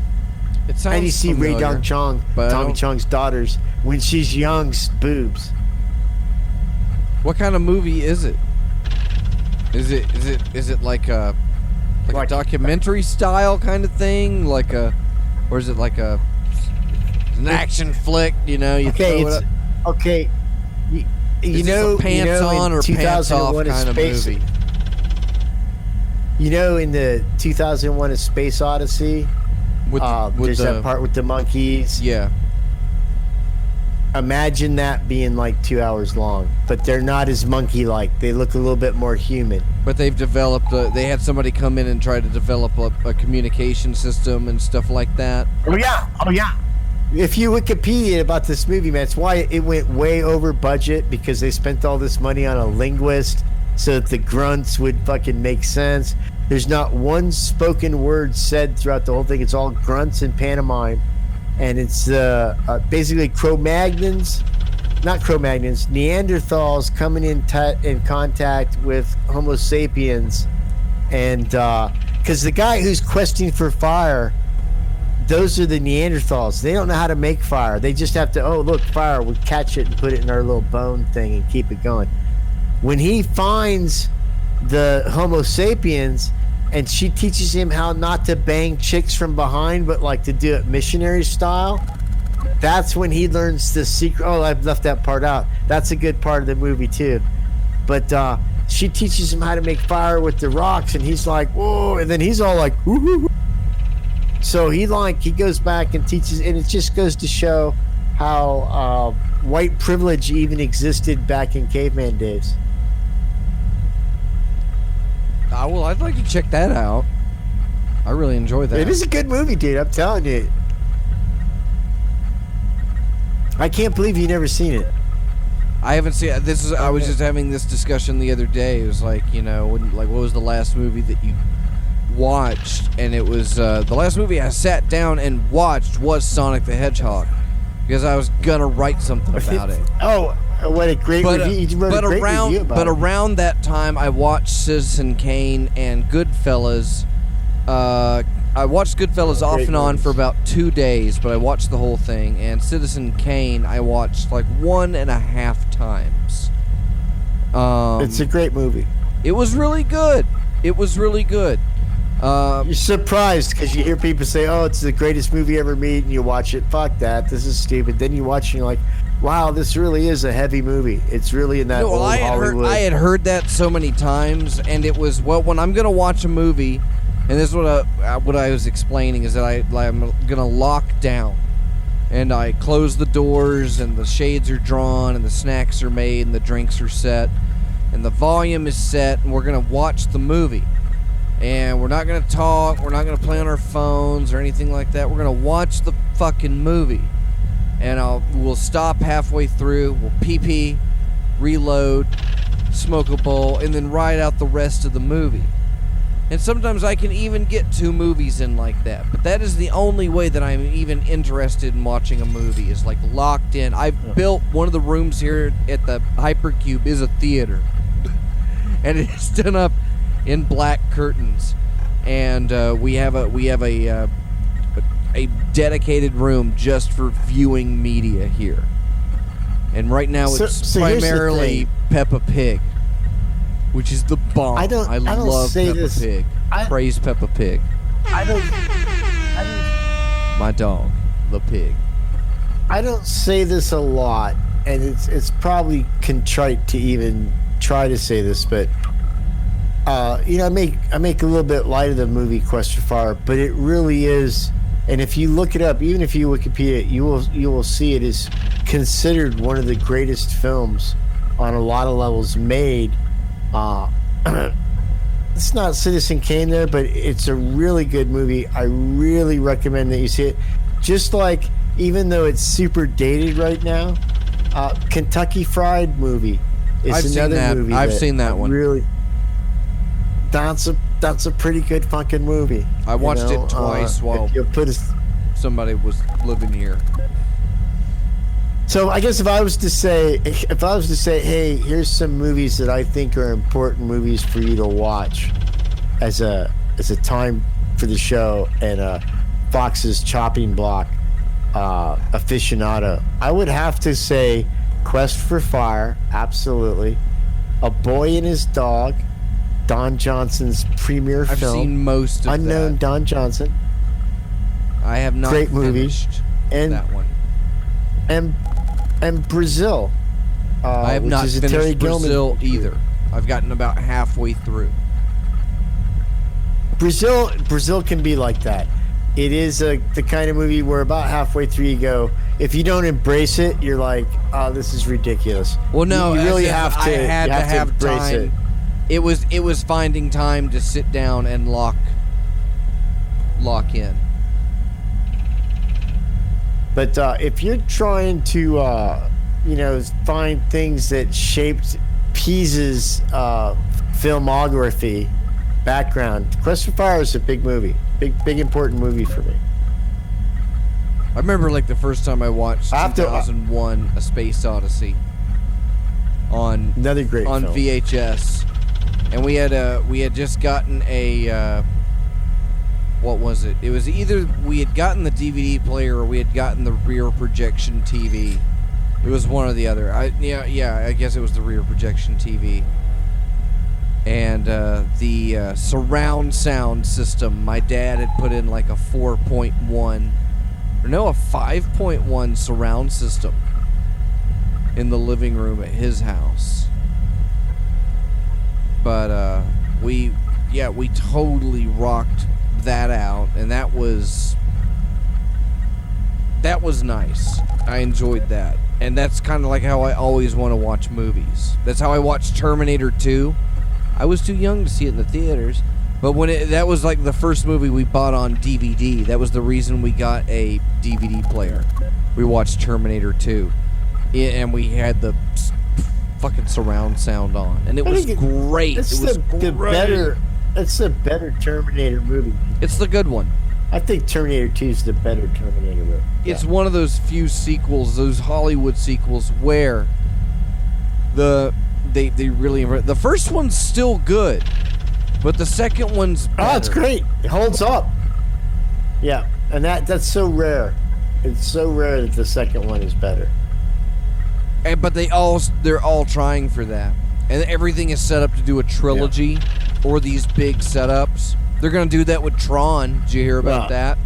There's going to be like 9 goddamn Marvel Universe though Tron. fucked it up. Now you got to make 30 fucking movies. There's going to be it's still going. Like the Avengers, like half of the universe died and they came back. And there's going to make, what do you do after that? Like even I don't know. Like Johnny Depp is a magical pirate at this point. And the worst part about it is he's a literal magic pirate. If you read the Marvel comics, a big part of this whole Marvel Universe thing stemmed from the fact that Wanda the Scarlet Witch created an entirely alternate reality. So everything that's taken place really, especially since they rebooted the Avengers, you really don't know how much of it's real and how much of it is still Wanda's. And you never, in the olden days when I grew up reading Avengers, Wanda was never that powerful of a character. She was cool because she was Quicksilver's sister. They were Magneto's kids. And she was married to the Vision, who was a pretty cool character, but who actually turned out to, be that, what's that robot's name that he became when they took his crystal? I am just hoping that anybody that has survived in the chat this long totally calls you out on anything about this that you totally screw up. I really hope somebody no, because I'm pretty good at my Marvel stuff. Do you know how to X-Man? Are you good at X-Man? Well, no, this is Avengers. I can X-Man too, That's dude. Marvel's. Dude, I got this is the other X-Men. I got 8 by not 8 by. I must have 30,000 X-Men Marvel comic cards. Cards. They're baseball cards, but from the 90s, the heyday of the card. What about comics? How many comics do you have?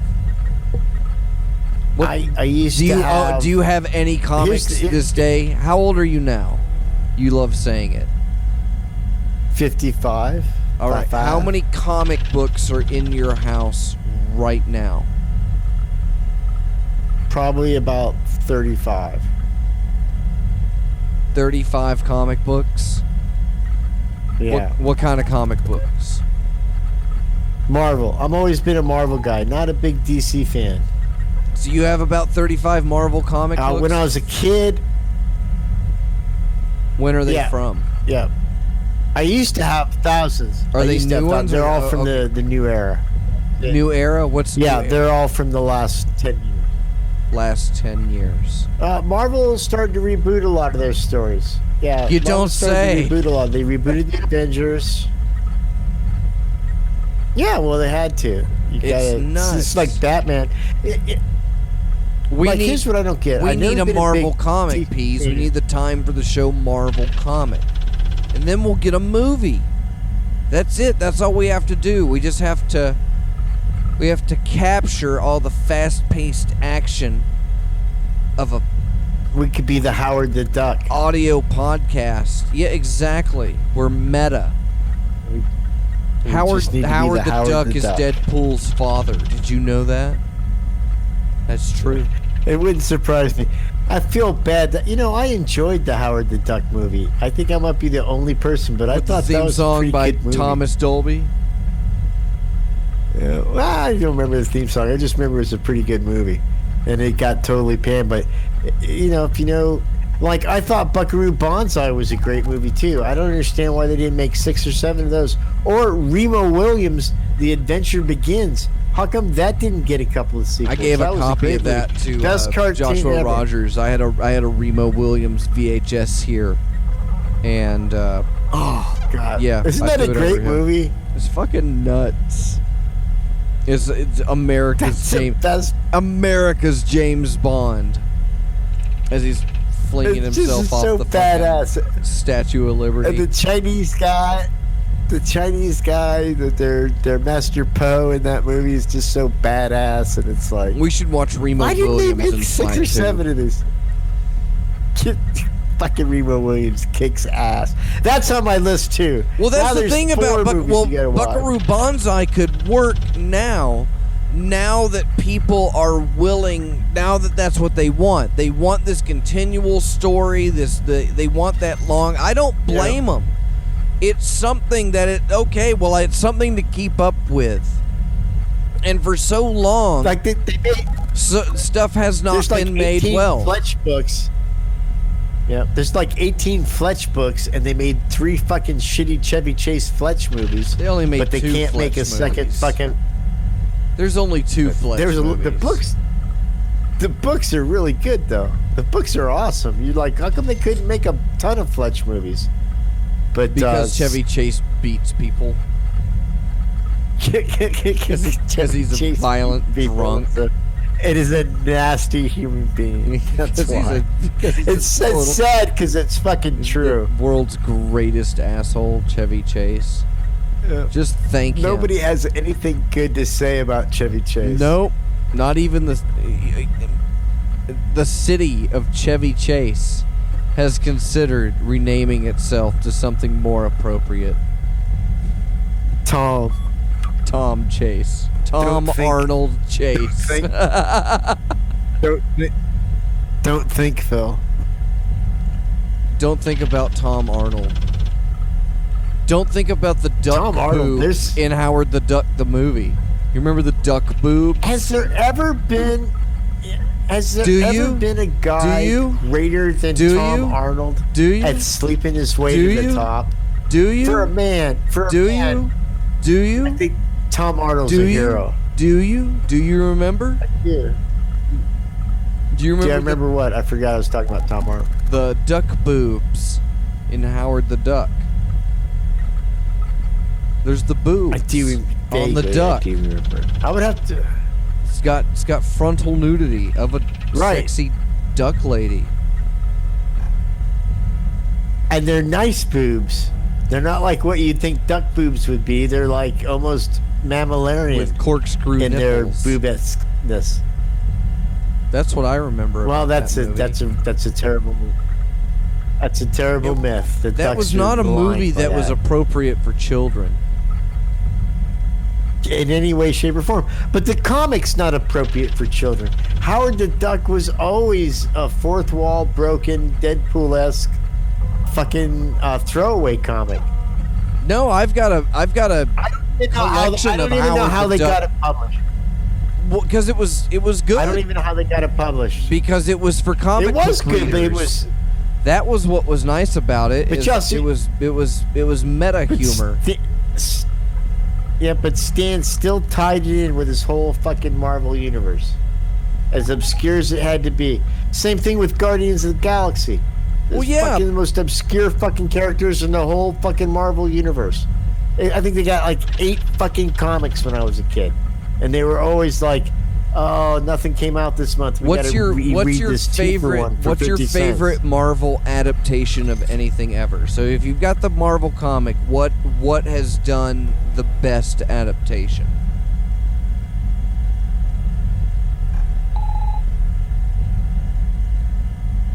And I'll let you know that I'm gonna No, pair it up against DC after this.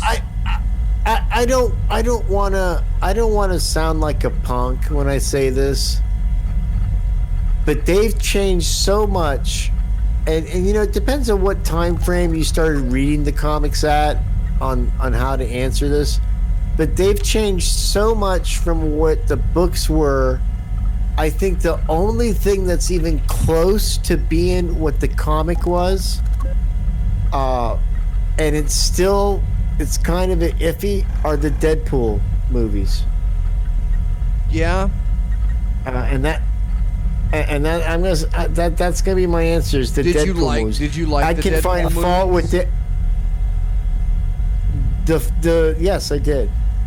The ones that don't involve the X-Men, the real X-Men. Like, there's one X-Men movie where Deadpool appears, Yeah. and he doesn't. Not that really one. That's not talk the or anything. Deadpool movie. That's the X-Men No. movie. Yeah. He has laser eyes but and they sewed his mouth shut. Yeah, and he cuts the whole nuclear reactor down when they cut his head off. No, Cooling I'm tower. talking like the Deadpool that drops the fourth wall. Ryan, somebody does him. That to me is the closest Wahlberg. that Marvel's gotten to making one of their comics on the screen.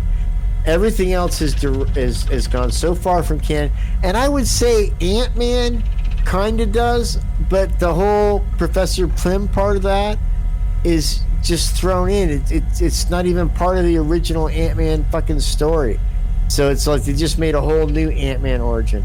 And that's the problem with most Marvel comics. The Hulk, the same thing. Midstream in the Hulk, they change characters and change his whole backstory. I'm going to stick with Deadpool. That's definitely the closest one. All right, and what about for DC?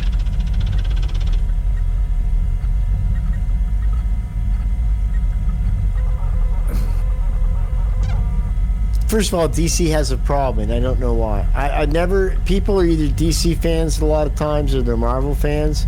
Very rarely are people both. People will cross over to see a Batman or a Superman movie. I think that I'm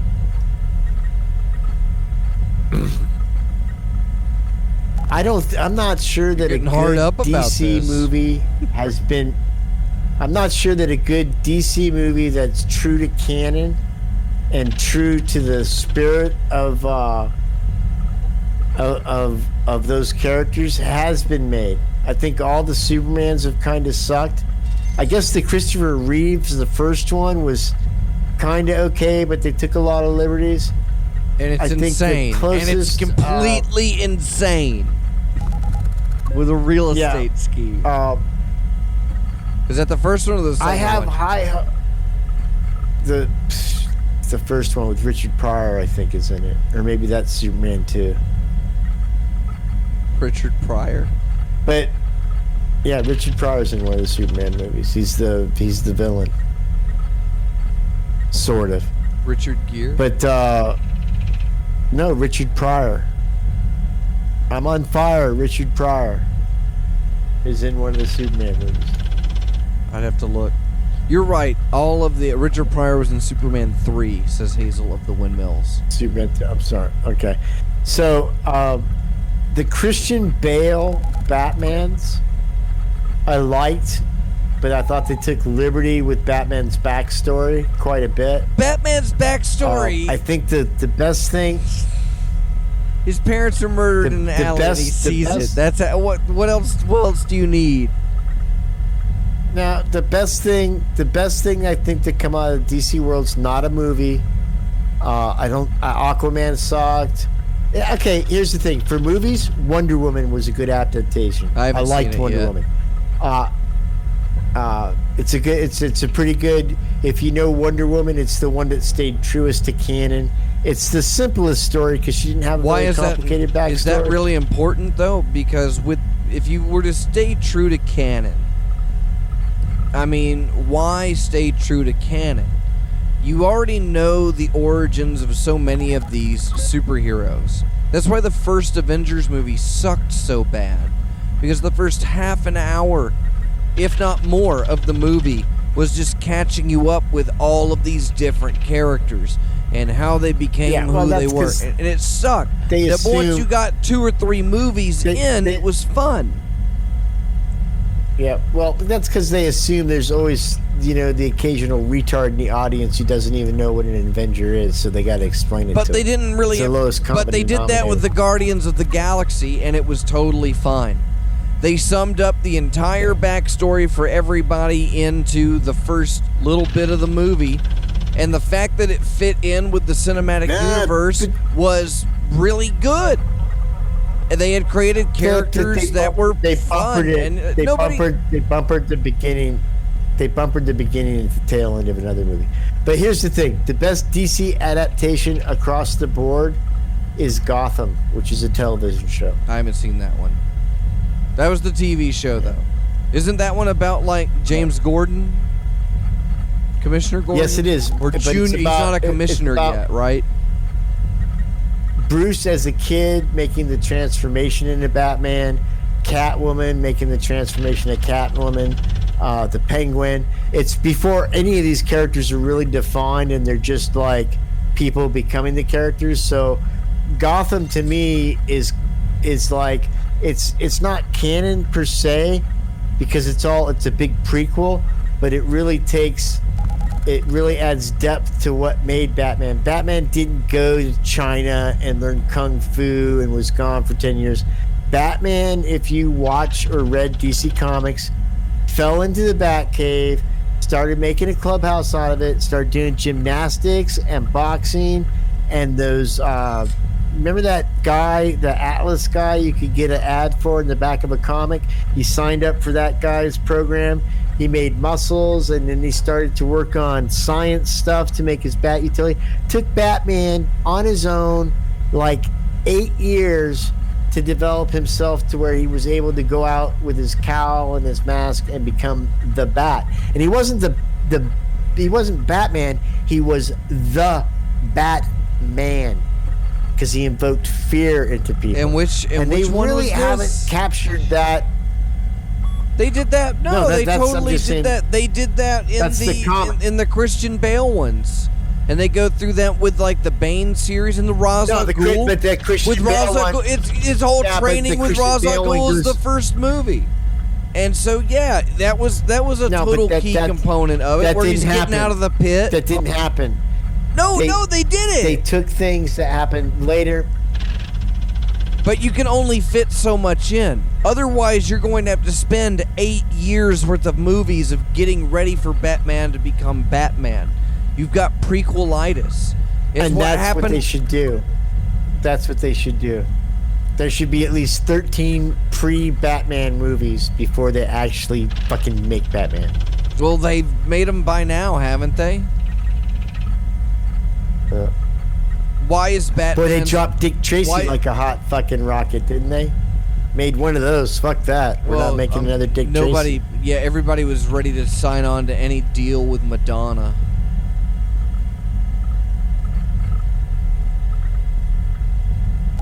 You know what I'm saying, dog? She's part of that She's part of that QAnon pedophile ring. She's part of that Hollywood pedophile ring. She's got those big tunnels under her She's house probably the full one that of made the two Funyuns. Yeah, she made that one Corey guy kill himself.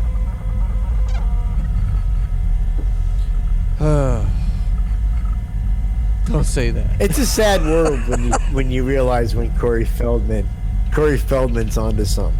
That's when you know things are fucked. Man, that Corey Feldman's onto Took something. down my brother. I'll take you all Corey down. Haim, I miss you so much. Madonna and Bill Cosby killed you. I don't know what to make out of any Yeah, of that fucking shit. It's just there's so much of it that's completely believable, but then there's all the And then so much conspiracies it's a that tie in the complete rest train that wreck just of fill Corey it in, fucking and Feldman it's telling you the like story. it's like the salt flats. You know, there are Dude, parts that that intersect and they connect, but there are also these islands. Here's the Salt thing. flats. You're sitting at your house, right? You're sitting in your house. It's about 10:30. Drinking beer. And this guy you kind of know, knocks on the door, and you open the door. At first, right off the bat, you notice he's wearing like some kind of feathers, like a reverse cape. You know, it's like feathers, and he's got some kind of Michael Jackson train conductor shirt opened up, and he sits down. You're like, "Oh, hey, Corey, what's up?" Frank, peace. I gotta tell you this story.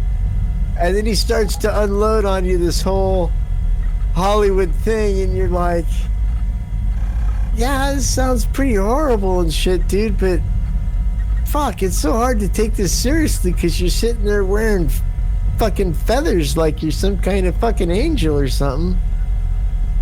And you did spend a lot of time doing dope and shit with your friend Corey, who you're all upset that died from doing dope, but why are you telling me? What am I going to do about it? Why do I got to spend $20 to hear this story? That doesn't seem right. And then he just doesn't shut up about it, and then you leave and you're more confused. You want to believe his story, but then you're like, why would I believe anybody that's wearing angel wings for an accessory, a clothing accessory? People just don't do that. Even the Victoria's Secret models, when they're off the shoot, they take those wings off and they leave them there. There's not one Victoria's Secret model that my said, favorite. "Oh, could I have the wings and take them home to Donald?" Slutty angels. My favorite. Yeah. That'll get you into heaven. It'll get... Says St. Peter's at the gate. He's like, says here you masturbated to visions of women angels over 7,000 times. We can't have that kind of behavior here behind the pearly gates. Why they call them pearly gates if you can't masturbate to women angels? Don't talk about masturbation in heaven. That's bad class piece. Jesus wants to know.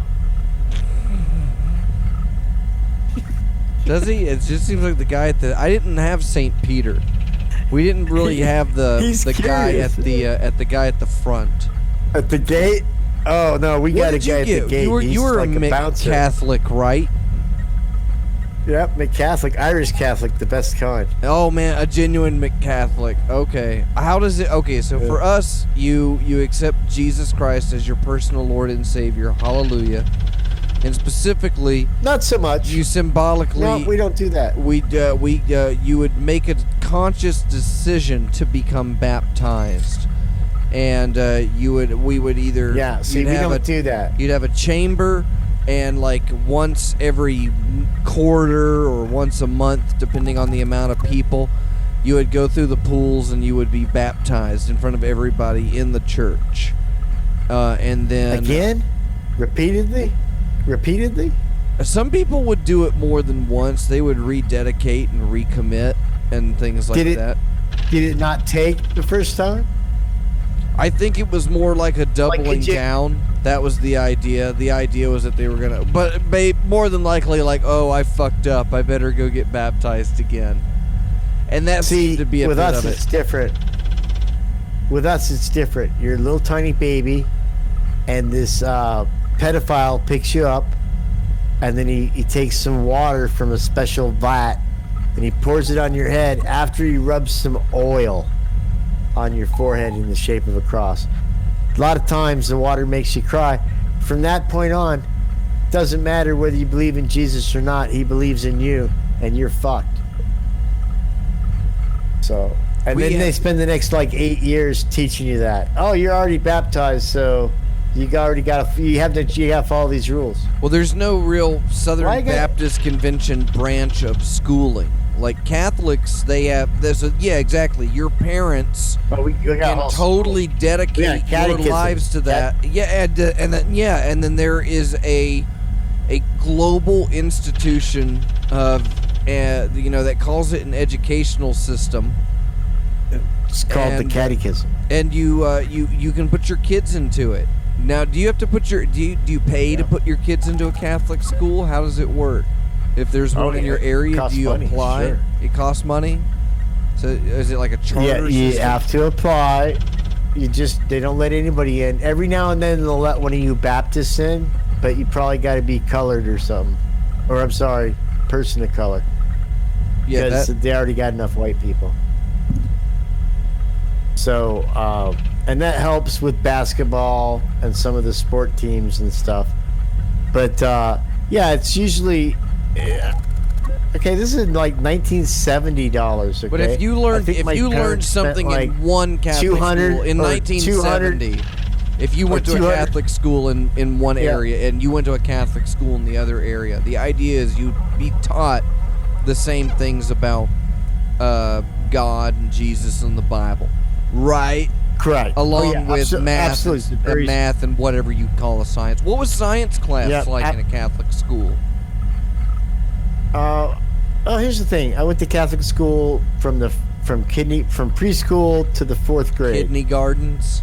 And kindergarten. Well, preschool is an important part of my learning education. I learned a lot in preschool. I was pretty successful, actually. Probably they still talk about it to this day.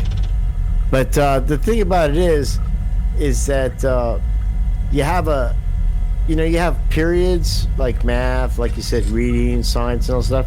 We had usually the first period of the day was religion. It was a whole hour.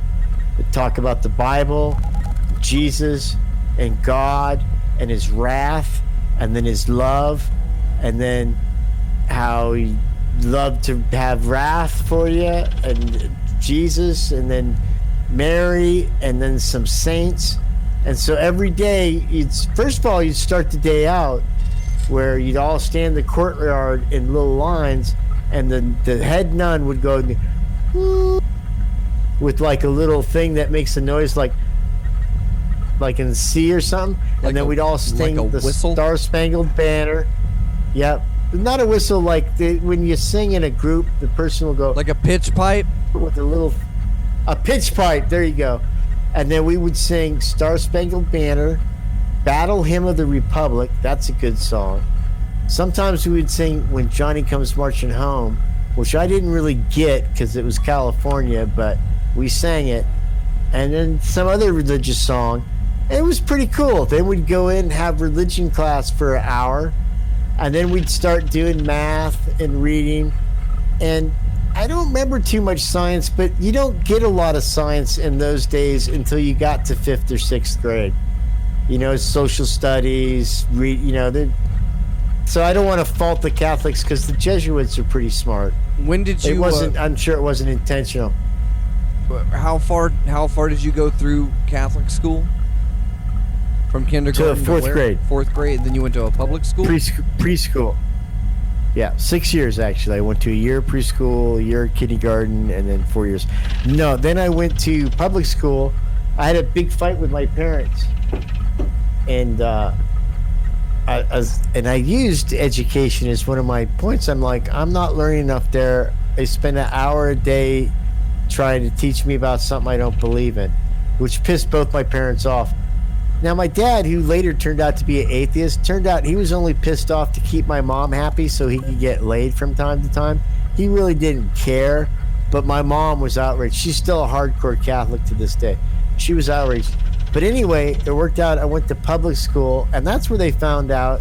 See, at Catholic school, I was a troublemaker, and I was getting spanked and beat by the nuns all the time. When I went to public school, they called my parents in after the first couple weeks, and they said, wow, your kid is really smart. Have you thought about putting him in, at the time they called it MGM, is Mentally Gifted Minors Program, which sounds stupid and trite today. But at the time, it would be like advanced placement. And this is like in the 5th grade. So I wound up taking a lot of courses, and going to public school was a good thing for me because my rebellious nature wasn't a handicap like it was at Catholic school. It was recognized as maybe this is somebody we should encourage to explore who they are as a person and their learning abilities. So I was very grateful to go to public school after that experience. Did you ever light a cigarette on a votive candle? No, I didn't. And to this day, I'm a little superstitious. Like, I got a couple of lies I'll tell about the church in future shows, but yeah, they might be true. They might be true. Well, who is Jesus in the Catholic universe? Jesus is the son of Mary and God. Well, I think it's the same for Baptists too. There's this trilogy. No, not necessarily. God is actually broken into three things. There's God the Father, who's the omnipotent creator of the universe and does everything. But then he's like, fuck, I really don't understand these things I made in my image. So he put a part of himself that's still 100% him into Mary to become the Son of God, or the Son of Man, which was Jesus, who's actually God, but through the framework, as Robert Anton Wilson would say, through the framework of his own reality, seeing Godship through the eyes of mankind. Yeah. And then there's this third mystical part of it, which is called the Holy Spirit or the Holy Ghost, which neither God nor Jesus know what the fuck it is, but it's where all their power and shit comes from. And here's the unique thing about the Holy Spirit. According to canon in the Bible, whether you believe in DC Bible or Marvel Bible, you can renounce God. And if you renouncing him before you die, he's good with that. You can tell Christ, That sounds Jesus, like I the don't believe in Marvel. you. Go fuck yourself. And if you renounce it before you die, you're still good. But if you at any time in your life renounce the existence of the Holy Ghost or the Holy Spirit, you are damned for all eternity, regardless of your later thoughts about the situation. So if you think of it that level, the Holy Ghost or Spirit is the real asshole of the three of them. Shouldn't say that about the Holy Spirit. I didn't say I didn't believe in him. I just said he's a little bit of a prick. What do you mean him? Now he's the one that makes you speak in tongues. And many times when people say they speak Catholics to speak God, in tongues? they're not speaking to God. They're hearing the sense of the Holy Spirit. Well, don't Baptists speak in tongues? Catholics speak in tongues. There's Catholics. Do that Catholics speak in tongues. speak in tongues? Yeah, sure they do. The crazy ones. I can't remember where it came in for us, which church I was at. We were at one which was, a Southern Baptist congregation, and we were there for my childhood. And then we went to another one which was more like a cult. And I don't know what their affiliation was. I guess they were a non-denominational Christian church.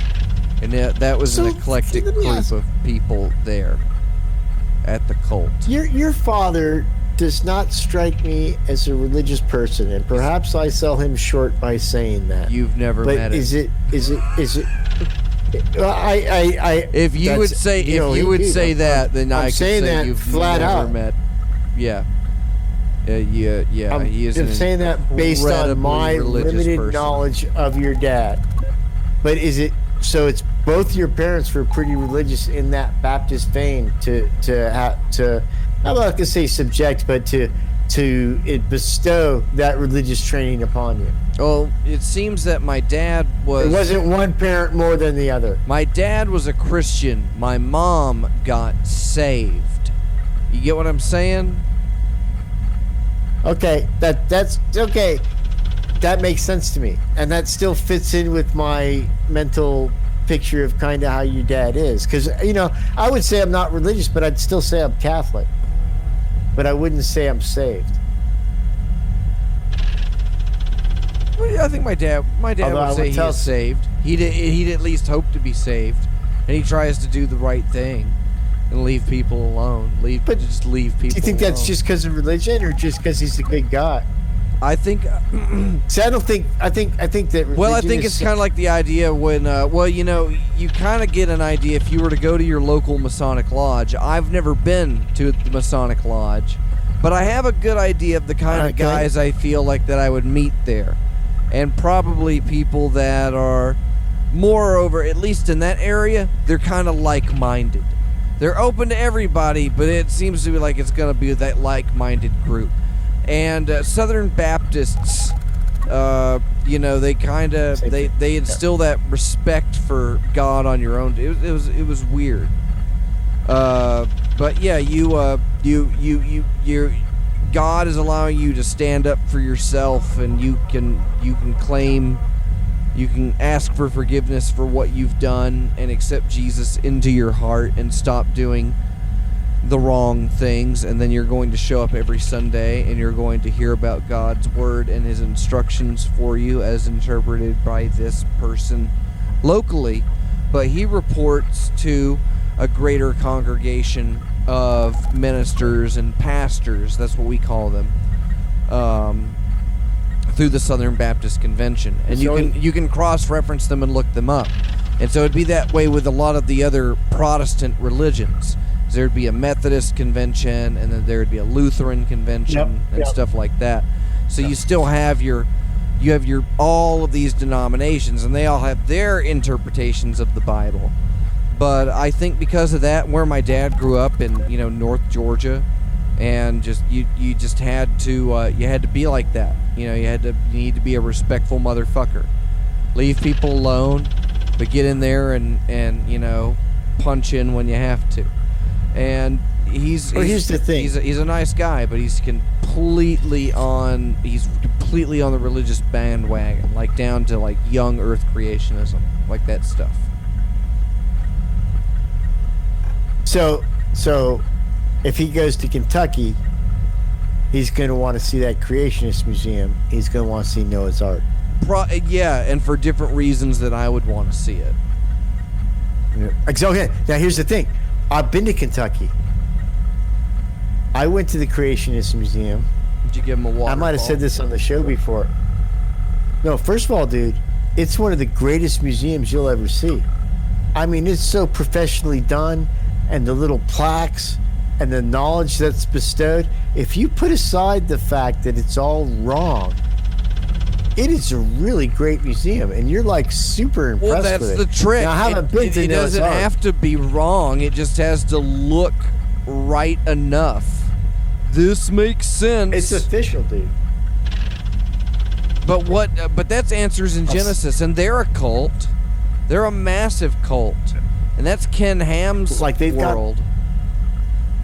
They've got this great exhibit at the Creationist Museum where like Adam is hanging out with Eve. And like they're by an apple tree, but they're not being tempted by it yet. And some cute dinosaurs are like running by. Hey, how you doing? I'm a dinosaur. And then like another big giant Tyrannosaurus Rex is eating looks like a delicious watermelon, because in the Garden of Eden nobody ate anything. They lived on milk and or honey. I think there might have been some grains, granola bars or licks or something, granola licks for the deer. But it was a nice place. But this place captures it pretty well. The thing about religion with people is part of in my mind, and I don't mean to offend anybody's beliefs, because I think that believing in something is an important part, and this is the reason why. We all have dark nights of the soul, and when we were coming out of the animal world and manifesting ourselves as the dominant species on this planet, we had doubts. What does this all mean? Where do we come from? Made up stories about turtles and everlasting trees and great spirits, but every culture has developed some mythology or some explanation to the inexplicable. And over the course of evolution, that's actually become almost a requirement for sanity. If you, and when I say this, even if you're an atheist, the faith it takes to be an atheist is in itself a religion. It doesn't, because it doesn't take faith to be an atheist. That's the whole thing. It sure does. Takes more faith. It takes way more faith. No, that is such a that. My you're God, talking that agnostic. Agnostic is different. The funniest atheist is there's thing. nothing. No, the atheist. An atheist is somebody that actively does not believe. That would be it. No, they live without putting faith in belief. They try to put faith in fact, but that aside, they do not believe in the possibility of or there being a God. That is an atheist. I agree with you. And that lack of belief is in itself a belief and fills the hole in the psyche that the mind needs. Now, I've filled my belief with hypercubism. A lack of belief does not immediately just fill itself back in because the lack it of could belief be. is exactly the same as a belief. Okay, so there's a lack of there's belief. antimatter, and there's There's a matter. lack And there's of belief and there's lack of belief. in Shiva. Creates Requires Shiva. belief. But does that mean that Shiva is real? No. This seems to be. Who am I to say? Okay, well that sounds theistic. That doesn't sound atheistic. Because if it was to be I wasn't that claiming to way, be atheist, but I'm just saying. no, you don't the have lack to be. of belief. No, is just a the belief term. in If itself. you were to say you were an atheist, you would say that you do not believe in the possibility of a god or that a god of any kind exists. That's it. That's which it. is a belief. That is which is a belief. Which is being an atheist. Okay, what are you putting your belief in? Having a belief. What is a belief? Nothing. It's nihilism. No, it's not. Yeah, it is. It sure it is. A belief is something you put faith in, or do you put belief into faith? Okay, excellent question. Here's the answer. A belief, okay, is a strong conviction without any proof positively or negatively in regards to said belief. So when I say an atheist has a belief system, he believes that there is nothing. He believes that there is no it does God. not believe He that. believes, No, that's a bad argument. That's a bad argument. You can't. Why is it a bad argument? You can't superimpose on that on every person that would say they would be an atheist, whoever it be, that they would thusly believe in nothing. First off, you're going to have to. But they do. No, okay, well, define nothing. What is nothing? And can you provide a nothing that can be examined now? The absence of belief. No. The absence of belief is not nothing. What is nothing? You can't be metaphysical about it. The opposite of something. It's the opposite of something. No, it's not. Yes, it is. You can't prove that. You can't prove what nothing is. You can make expectations on the theory of theories based on reality that there could be a nothing which is the opposite of this, but on top of that, you'd also have to explain this. So, when somebody says, I don't believe in God, they are an atheist. And it doesn't take any belief at all to be an atheist. It is a lack of belief. And that doesn't take faith. And that does not take faith. It's the exact same thing. No. Well, Here's the thing. No, they have faith that they're putting into tangible beliefs. Here's the thing. You have someone who believes in God or a higher power, Shiva, Baptist Christian, Catholic God, Pope Pilatus, whatever. That belief is based on the faith that they are right and that thing exists. Okay, but that doesn't make it. That doesn't make it true. Let me finish. The atheist says the exact same thing with no evidence, whether there is or isn't a higher power or entity. He says there is not, and so his answer in his mind is resolved in just the same way that the believer's answer is resolved in his mind through faith. His answer is resolved in his mind through his belief that nothing exists, which is the same process. It's just the opposite aspect of it. My point being is that you have to have that. There's a hole within our psyche that says you need either this faith of a belief or this belief in a lack of faith, one way or the other, because the question itself, without having that answer or this answer, will drive you nuts. And that's why we have that. I have faith based on things that have predictable results. I had an angel talk to me one time crossing the street in San Diego. Oh, that's where this is all going. I fucking knew it. All right, I'm gonna go get something to eat. That's it. You guys, thanks for sticking around. All right, you asked for it. This station is conducting a test of the emergency broadcasting system. This is only a test.